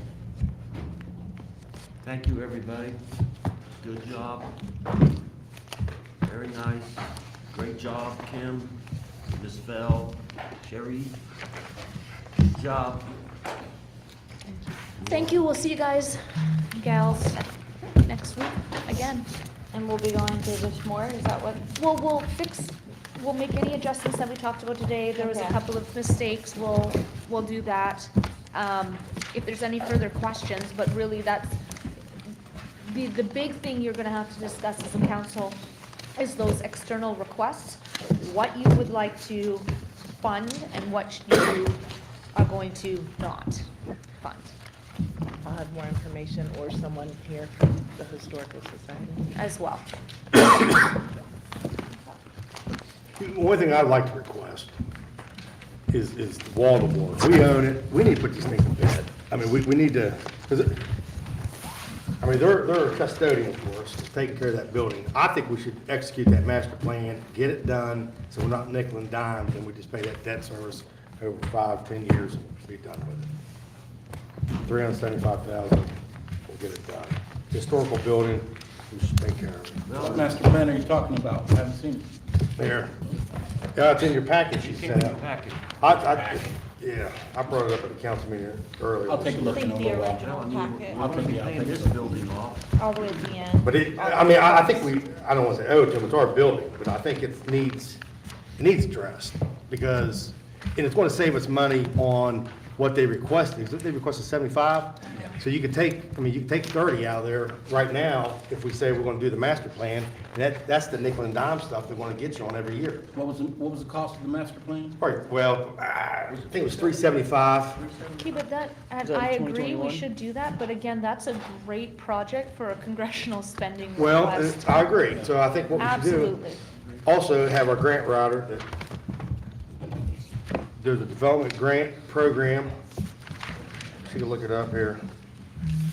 This one's 50% total project cost, but, so we provide 50, so it's 50/50. That's an unlimited amount. So, I mean, there's 3 grants out, there's an emergency grant right now we could get for 25. I mean, and these all are combinable, so I think they just need to start applying for these ASAP. This one's March of this year. And I think the money's there, the state most likely give it to us, we just need to get it. Okay, I agree. I mean, I agree, at the end of the day, we have to keep, I mean, if we don't take care of that building, it's gonna look bad on us. Now, I know that relationship between it, our building is not, it's been ugly, still not, it's just, Regardless, it needs to be it's gotta, preserved. yeah, it's gonna be fall on us, and we're gonna be responsible of it anyways, and I agree, I like the master plan, I mean, It'll improve the downtown look. yeah. And I think the connection with it, and Robinson Grand being so Yes. close, there's a connection there, and there's the whole cultural district of that area right Yes. there. I think there's other things that we could look at along there, and maybe grants for that, and then money for other things in that area, I think would be good, to connect the Build upon your Robinson. assets. Yeah. I agree. I think the whole section of town, we got it, which I think is strategic planning, there's the things you're probably looking at. So, Council Mills too, with that contract I've hired for economic development, we're actually creating a economic development strategic plan for Clarksburg, and we're projected, him and I are working together, we should have it done by the end of March. And I'll be presenting that to council. I'll bring him in to present it to council as well. So we are working on that. Why don't we get an appraisal of that property next to the Robinson Grand? What's an appraisal gonna cost, 1,000? Maybe a little bit more, we will do that. And then if it comes back 50,000, let's offer them that. Because, I mean, they're sitting on that. They're not gonna get what they're asking, Yeah. 275. Yeah, we will do that, I will do that. And I think that ties into any plan at the library of Baltimore, Robinson Grand, I think it's all there. Exactly. And the VFW is looking to sell the next building. Are they? Really? It's only, I mean. Liberty tax. Yeah, and it's only something there every, 2 months out of the year? No smoke shop. Or, is that the smoke shop still? Yeah, it's Liberty tax, Liberty Yeah. tax. It's Liberty Tax. Same There building. used to be smoke shop. Oh, Same yeah, building. Liberty taxing, yeah. Yeah, I think that, oh my God, that would be wonderful. So, council, I have another question. Whatever you have here, we'll make all the revisions and we'll give everybody new packages so that you're not looking at 3 different sets. So everybody's looking at the same documents. Is that all right? You can leave everything here and we'll get rid of it, unless you want to keep it. If you have a lot of questions that you ask, you want to keep it for your own reference, but if you don't, leave it here, we'll get you all new stuff. I want to go through Martin, see his notes and stuff in there. I got more. I know you do. I know you guys want to get out of here. Yeah, I got a long ways to get. He's got snacks over Yeah, there Will's, too. Will's. No wonder I'm parched. He came prepared. He's parked, Will's parked. All right, so we have to call for an adjournment? I'll move. Second. All in favor? Aye. All opposed? Thank you, people. I don't want to drag this out. Thank you. Come on, Wayne.